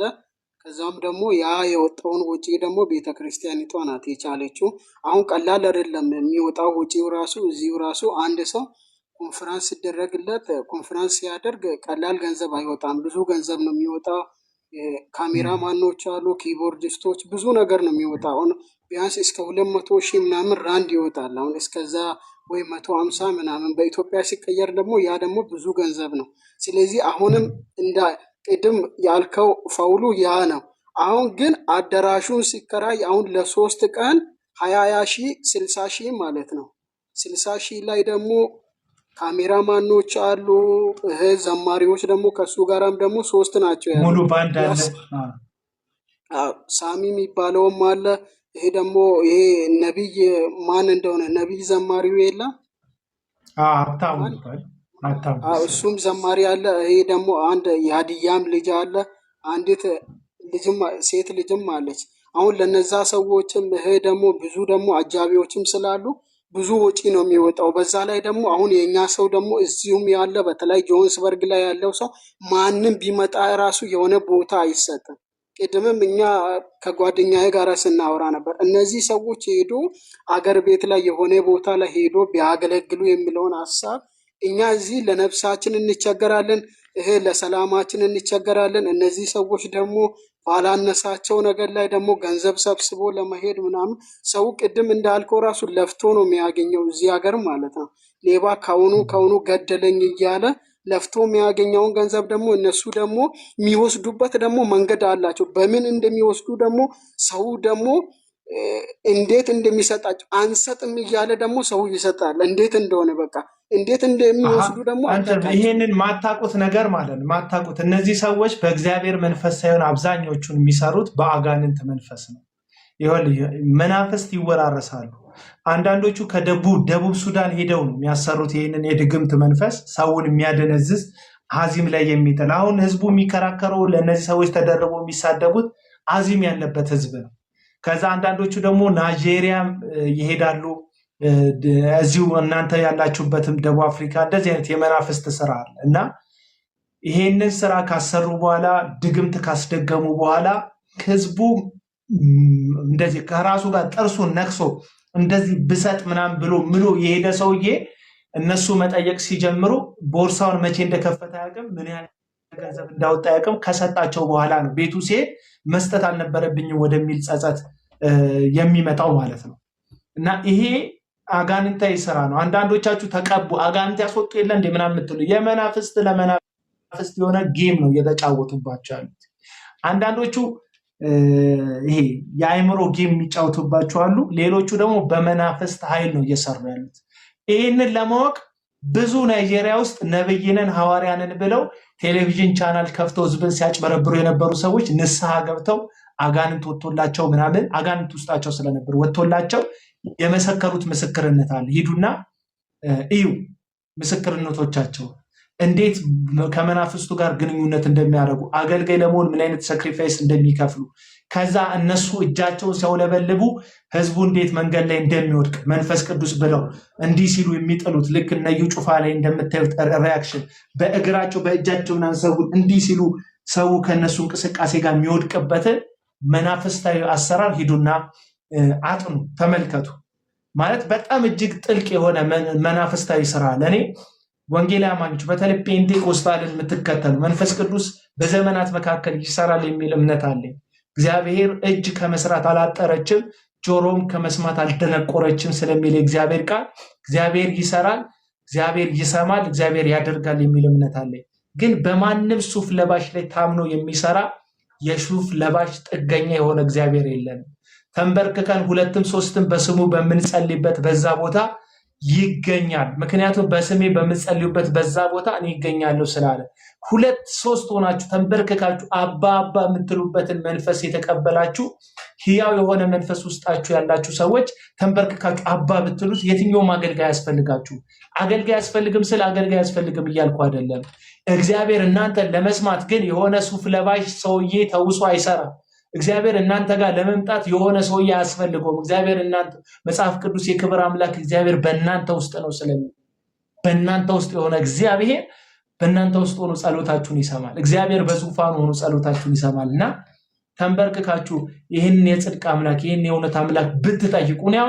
ደቡብ አፍሪካ ያላችሁ ወንድሞቼ እህቶቼ ከሱቅ መልስ ከወንድሞቻችሁ ጋር ህብረት አድርጉ፣ በፍቅር ኑሩ። የሆነ ዕቁብ ሲደርስ ለሌባ አትጠቁምበት ወንድምህን። መጀመሪያ እጅህን ከደም ከክፋት ከአመፅ አንጻ። ከዛ ነብይ መጥቶ ያንተን በደም የተጨማለቀ እጅ በትንቢት እንዲያነጻልህ አትጠብቅ። ነብዩ ሰው ገለክ እግዚአብሔር ካንተ ጋር ነው እያለክ ያ ነብይ ሐሰተኛ እንደሆነ ካልገባክ አሟል። እግዚአብሔር ከገዳይ ጋር አብሮ አይሆንም። እግዚአብሔር ደም ካፈሰሰ ወንድሙን ካስገደለ ለሌባ ጠቁሙ ሱቅ ካዘረፈ ከአመፀኛ ጋር እግዚአብሔር አብሮ አይሆንም። ይሄው ደቡብ አፍሪካ ውስጥ ያላችሁ ወገኖች ስሙ። የወንድምን ሱቅ ጠቁመ ሱቅ አዘረፈ በመቀኝነት ሰዎች ላይ ተነሳስተ ከዛ ቸርች ስትሄድ ነብዩ ጠርቶ እግዚአብሔር አከብራለሁ ይልሃል የሚል ከሆነ ያ ነብይ ሐሰተኛ ነብይ ነው። ምክንያቱም እግዚአብሔር ያውቃል ያደረከው በጓዳ ያደረከውን አመፅን ያውቃል። ወንድምን ሱቅ እንዳዘረፍክ ያውቃል።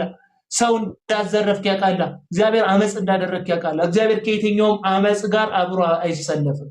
ዳዊትን እንደ ልብ ያለውን ዳዊትን ንጹህን ሰው ኦሪዮንን ባስገደለ ጊዜ እግዚአብሔር ከአመፅ ጋር እንደማይስፋባ የምታውቁት ናታንን ላከና አንድ ታሪክ ነገረው። የምታውቁትን ታሪክ ባጭሩ አንድ እረኛ ነበረ። አንድ ትንሽዬ በግ ነበረችው። እረኛ የሆነበት ጌታው ደግሞ በጣም ብዙ በጎች ነበሩት እና ያ እረኛ ያችን በግ አቅፎ አሳደጋት፣ ተንከባክቦ አሳደጋት። ባለቤቱ በጣም ብዙ በጎች ያሉት ባለቤት እንግዳ መጣበት።